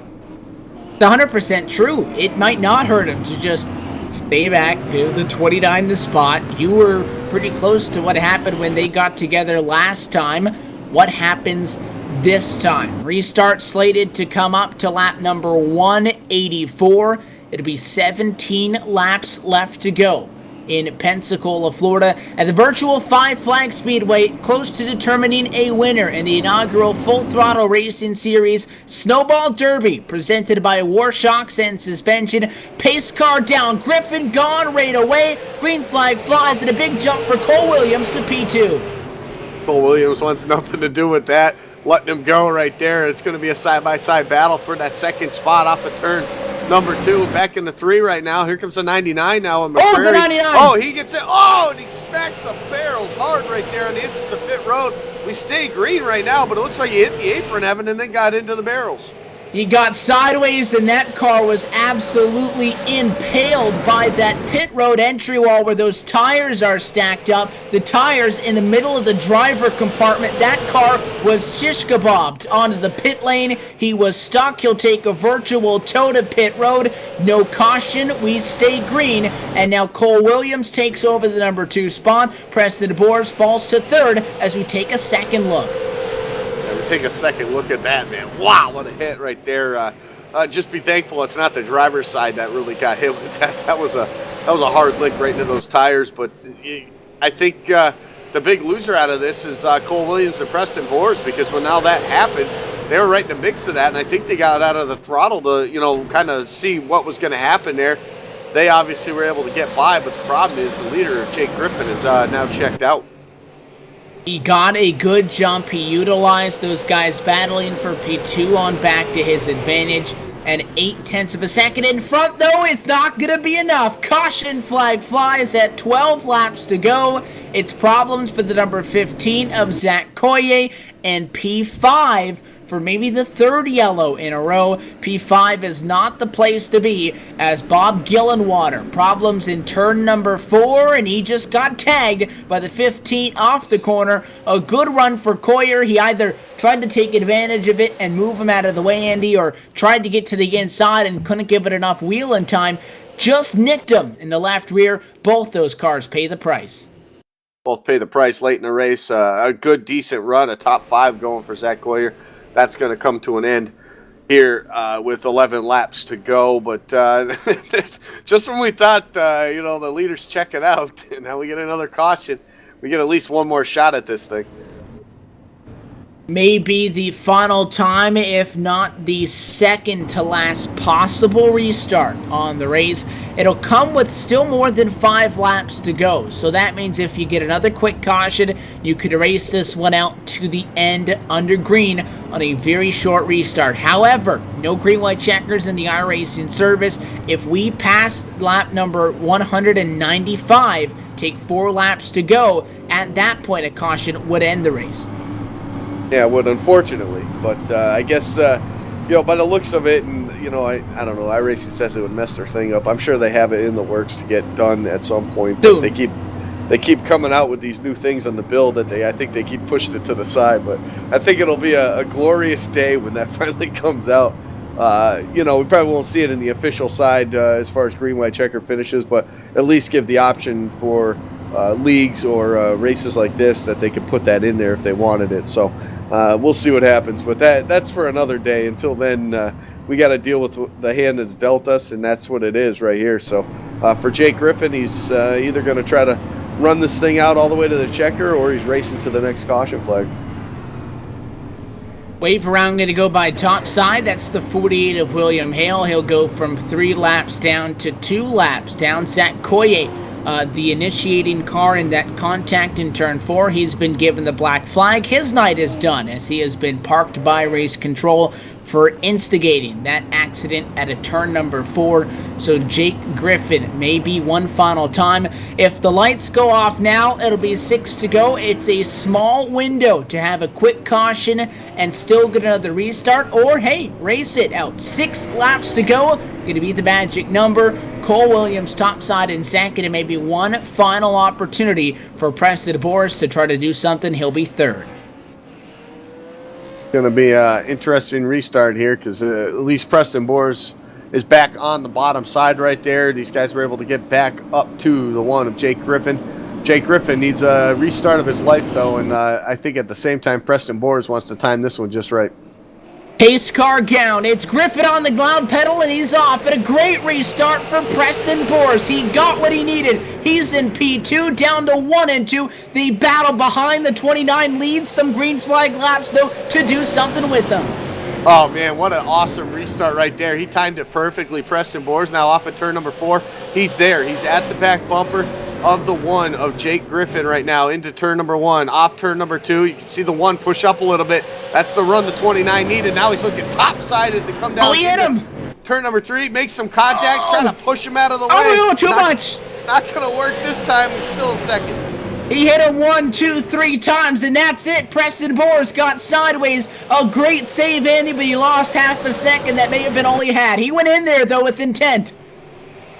Absolutely did, and for Jake Griffin, I think he's lucky right there. He didn't get spun around. Right now, he's got about a 4-car length lead right now as they work off of turn number 2. That might be all he needs now as he comes to the checker flag this time. Looks like 2 laps are going to be on the board. 2 laps to go at a turn number 4. The gap goes from 55 100ths to 56 100ths. The 29 of Boers. He got the restart he needed. He did what he intended to do. He got Jake Griffin once, twice, 3 times. He tried to move him up the hill. It wasn't enough, though. White flag flies, half a mile to go in Pensacola. He'll make one last-ditched effort to turn number 3. How hard does he sail it in? Close, but no cigar. Turn 4, checkered flag at a snowball derby to Jake Griffin.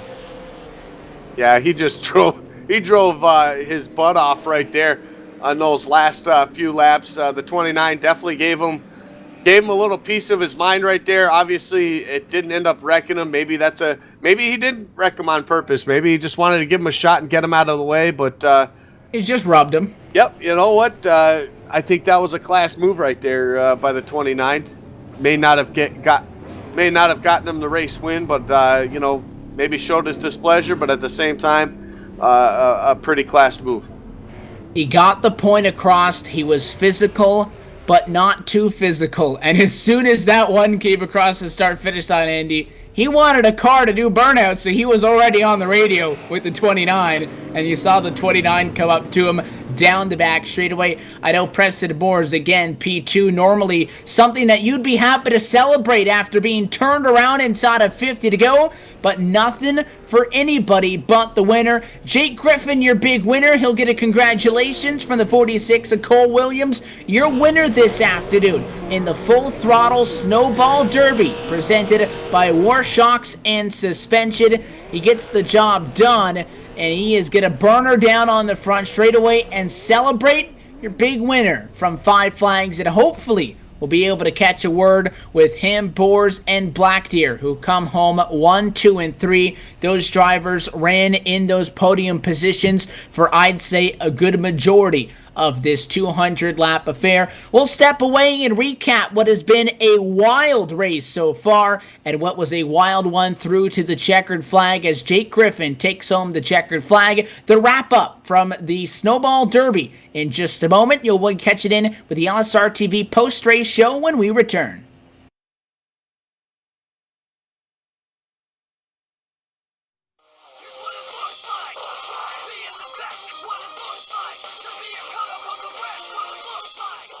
Domino's TYJ Racing League is proud to announce we are now taking driver applications for our $2,500 purse inaugural season going green January 2016. At Domino's TYJ Racing League, you get paid cash, not gift cards or die casts. Cold, hard cash. You get paid for finishing 1st through 20th in our championship and 1st through 3rd, plus a lucky dog bonus in all of our 20 races, plus other cash bonuses. You're going to like the way you look. All the way to the bank. I guarantee it. Purse amount approximate, paid cash or iRacing bucks. Drivers carry less than $20. Report unsafe driving to local authorities. Apply today at Domino'sTYJRacing.com to see if you qualify for our league.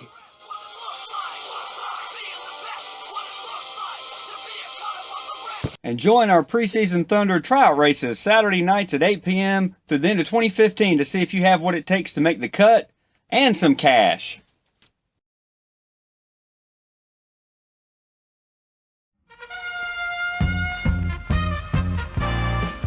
While lions are notorious for their voracious appetites, they spend a great deal of time feeding other creatures. In fact, lions will take great care to ensure there's plenty to go around. As you can see, they keep giving with utter ferocity. Bravo, lions, and bon appetit. Do good, be a lion.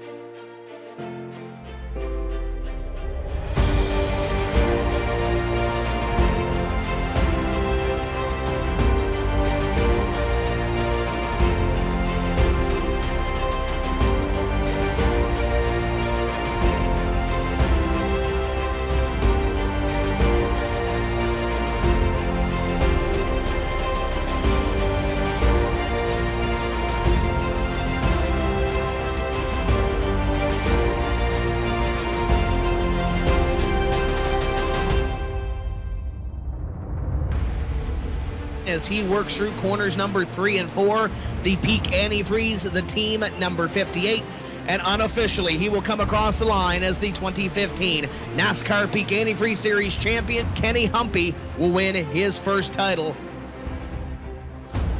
This is what it's all about, Tim. Simply put, now look at Ottinger and Humpy. Ottinger running defensively, Humpy following every bit in his tire tracks. Side by side going into turns 3 and 4. Humpy's got the advantage, but Ottinger's not going to. Oh, he got into him! Ottinger gets into the 58, turns right into him, and that ends Ottinger's run. Kenny Humpy will go to victory lane. Kenny Humpy now looks for the lead on Nick Ottinger, working lap number 61, closing in on the halfway point.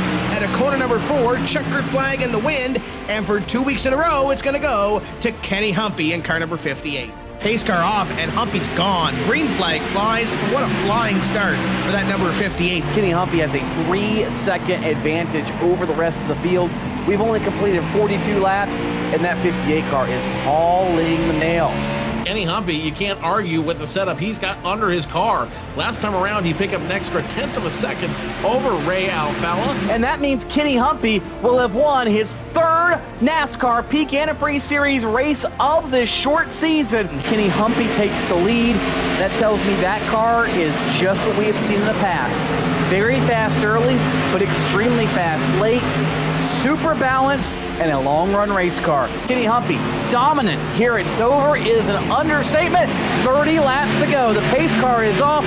Kenny Humpy again on the loud pedal. So it is the 58 car of Kenny Humpy who will round 3 and 4, come up to the checkered flag, and he'll win his 4th race. And your point leader going to extend that point lead in a huge way. Checkered flag at Michigan, and round number 9 of the NASCAR Peak Antifreeze Series goes to Kenny Humpy.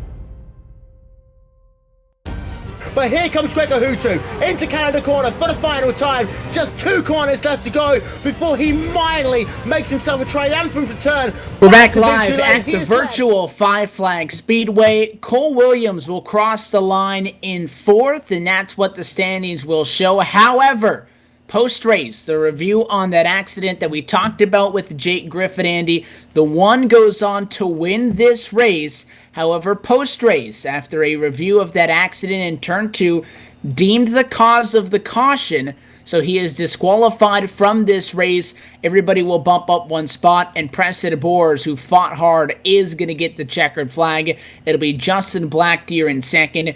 Cole Williams jumps up to 3rd. We'll talk to the driver of the 46 in a second here. I agree that the 1 car should have been penalized because he did initiate the contact, but I feel like it should have happened sooner, and I think you agree. Yeah, I really think that if that was the case, or they felt that it was excessive contact, I guess, not so much intentional, but if it was excessive contact, I think they should have given him a penalty at that time. At that time, also, it probably was enough time for him to race his way back up in and maybe still have contention to win this thing. So, tough break for the 1 right there. He drove his tail off there at the end, did everything he could to come across in the top spot. But yeah, tough call. Tough call. Like I said during the broadcast, I'm glad I'm not the guy that has to make that call. So we respect any decision that these guys have made, and it is what it is. And we'll talk to our top 3. And we talked about the top 3 a lot in that, and through all of that, what that means. Through all of that, we see Cole Williams come home in 4th. He's your 3rd place finisher tonight behind the wheel of the number 46 machine. We'll catch up with him now. Cole kind of lost in all of that. Jake Griffin, you had Preston Boers, Justin Blackdeer. These guys, I mean, were all over each other. Just hanging out behind him in P4, and you get a podium out of this. Yeah, it was definitely a good race. There was a lot of wrecks, and it seemed like we could never really get a really good rhythm. But all in all, I was really happy with where we finished. Was hoping that we maybe pull off a win, but I will definitely take a 3rd. The car started P8, you come home P3. It was a very wild race. There was a lot of contact. There was a lot of guys as well having problems in turn 4. But a lot of it was accidents between, at least early, guys on the lead lap and guys laps down, just running out of room. As the race progressed, people got more aggressive. We saw a lot more 3-wide, a lot more contact that stemmed from that. You make it to the end of this race, though, and that 46 machine, nice and clean. What was the approach to this race, and how did you guys execute to make it all 200 laps? Really, the whole plan was to stay up front. I really thought we was going to pit more on the first half, and really no one set the pitting because of all the wrecks. So we decided just to stay up there and just try to race everyone clean. Because I've raced with Preston and Justin Blackdeer a lot in the past year, and I know how they race, and we made sure we respect all three of us running each other clean. So it kind of kept everything really smooth up front. It was just a matter of getting there at the end to duke it out. You're no stranger to these super late models. You took home the inaugural Warshocks and Suspension Super Series Championship standings in this Full Throttle Racing Series Championship. You come into this one obviously with some good expectations. You walk away with a podium. What has it been like racing with these guys in the first year? Oh, these guys have always been a blast to race with. They make it feel like it's almost a professional thing, like you're actually racing in real life. It's all kind of a big family, and we all respect each other. So it's a blast to race with them. And I really hope that we can maybe keep doing this race and get better. Hopefully, a better format in the future. Sponsors and shoutouts. Anybody behind the scenes you want to thank for a good run here tonight? Definitely gotta thank RTR development. They've definitely been a huge help.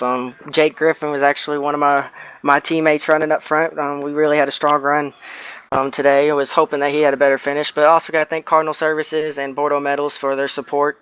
And just thank everyone for coming and watching me race today. I wish we could have had a better finish, but I'm happy where we did. Well, congratulations on the strong run here tonight as well. Congratulations on that Super Series Championship. We wish you the best of luck going forward. Hopefully we can see you guys back on track here soon. All right, thank you guys for hosting. So that is your third place finisher tonight, the driver of the number 46, and it was our pole sitter, Justin Blackdeer, that led early, fell to third, ran there about all race long, and he'll be able to recover for what's a P2 when it's all said and done, Andy, but I bet he's questioning the what-ifs of this one. You're down with the driver of the 22. That's right. I am down here on pit road with the driver of the 22, Justin Blackdeer. Justin, man, what a crazy night out there. Lots of wrecks, lots of things going on. But you were one of the fortunate guys that was able to keep yourself up in that front, basically top three all race long there after starting on the pole. Talk us through your race.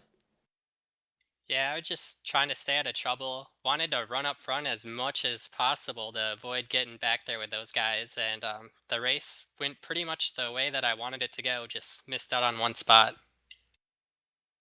Well, you end up coming home in the second spot here tonight. Obviously wanted to take home the hardware. In a race like this, it's all or nothing. Do you think that kind of contributed to what we saw out there with all these cautions early on and throughout the race? Oh, definitely. Guys were just driving way too hard, and it was way too early for all that. And thankfully, I made it all the way through to the end.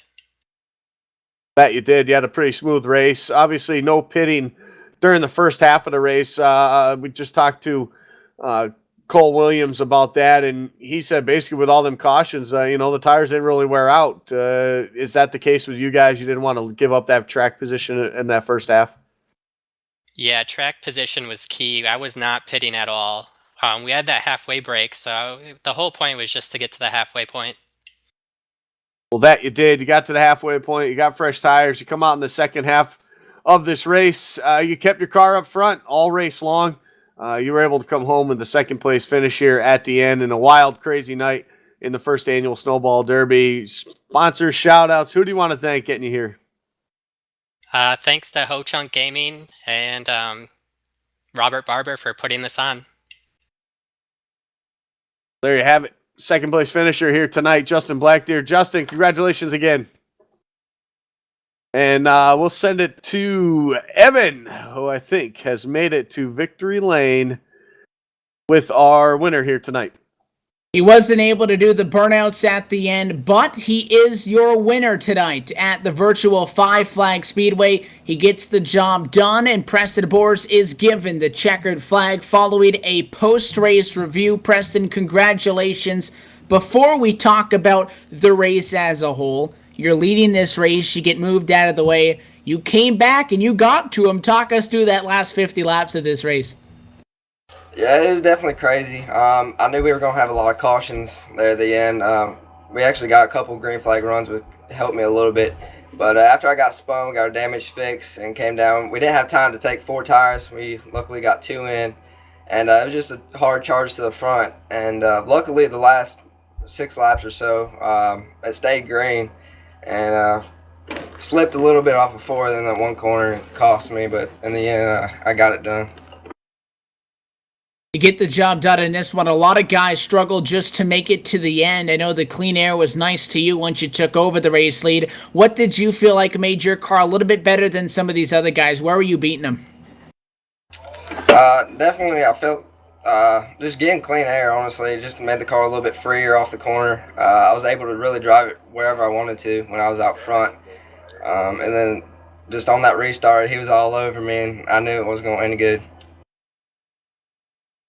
It was definitely an interesting race. How did you have to approach this one? We talked to some of the other guys already about what the tire strategy was. And, outside of that break just shy of the 100 lap mark, there wasn't any pit road action from the guys that were leading this race. But with the constant start and stop, not really getting a chance to stretch those legs out, did it kind of leave some unknowns as to how your car would handle if a run like that would break out? And once we started to get those cautions and you realized, okay, maybe this is how the race is going to go, did that make you start to drive any differently, or were you just kind of going with the flow? We were pretty much just going with it. I started 7th, I believe, and we just I was just trying to get to the front as fast as I could. And on that first initial green flag, that's what caused the biggest wreck, I think, and just tore a bunch of cars up. We luckily restarted up front and just got around Black Deer and took the lead. But it was just pretty much just trying to stay out front. After seeing how many cautions we were running, I was just trying to stay out front, and the tires didn't wear off too bad, so I wasn't planning on coming in. You're able to get the job done, and it is quite a big event, so you're going to walk away with the hardware, and it is the inaugural running of this Full Throttle Snowball Derby. What does it mean to have your name etched in there? Oh, it definitely means a lot. Run with these guys a lot, week in, week out, so it's really fun to have a big race like this and have it broadcast and stuff. So I just can't thank the guys at War Shocks enough, and just everybody that helps out. And Austin Carter was actually spotting for me the last couple laps there, so I gotta thank him too. Preston, again, congratulations, and we were watching you get back up through the field there, and we were hoping that you could get to him and put a run for money, and both you and Jake put on quite the show there at the end. You get the checkered flag at the end, so again, congratulations with you, and best of luck for whatever you're going to be racing in next. All right, thank you very much. Thank you guys for the whole broadcast.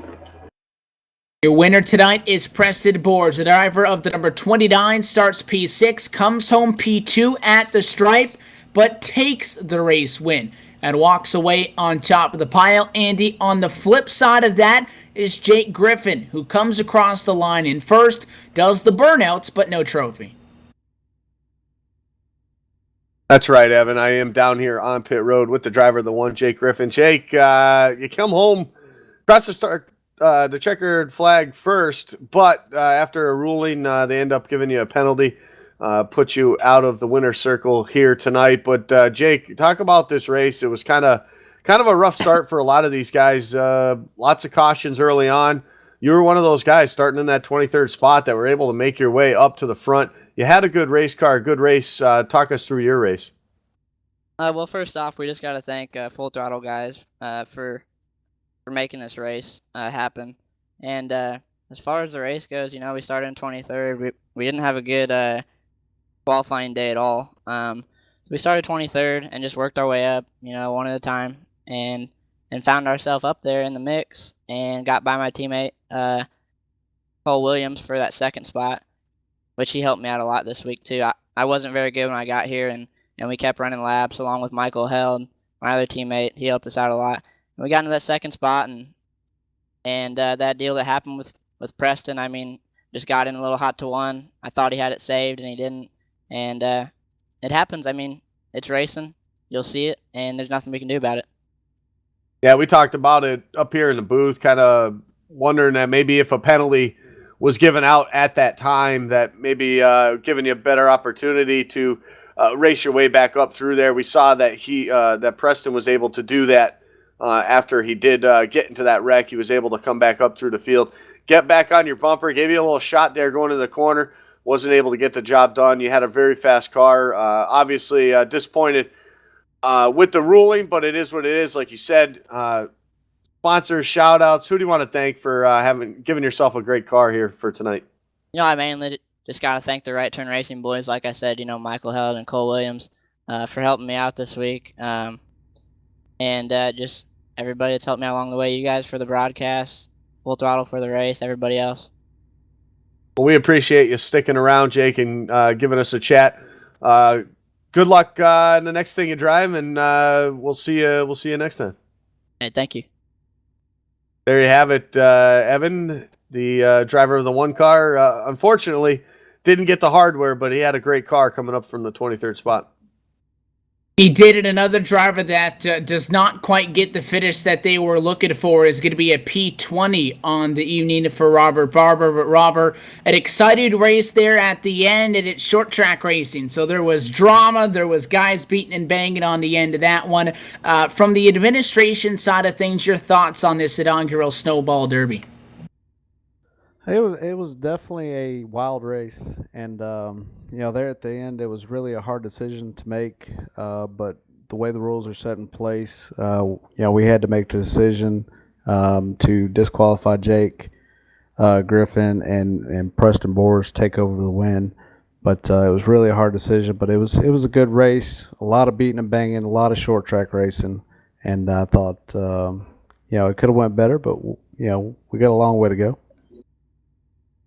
You guys now have one series in the books already with the Warshocks inaugural Super Series in the books, and now you have this inaugural Snowball Derby down. I know you guys have a lot of exciting things to come, though, and we talked before the race with William about things such as the Full Throttle Legend Series, the Blue Thunder Truck Series also. If people are out there, they want to get involved with some sim racing on the short tracks in the next couple of months, where can they find you guys, and what do you guys got going on? We've got a website with a registration process. Anybody who wants to run with us on Tuesday and Wednesday nights, they can go to www.fullthrottleracingseries.com. Tuesday nights, currently we're running the Legend Series, and then we run a full schedule with the Truck Series starting in February. And on Wednesday nights, we've got revolving races that'll take place between the K&N Series, Super Late Models, Pro Late Models, stuff like that.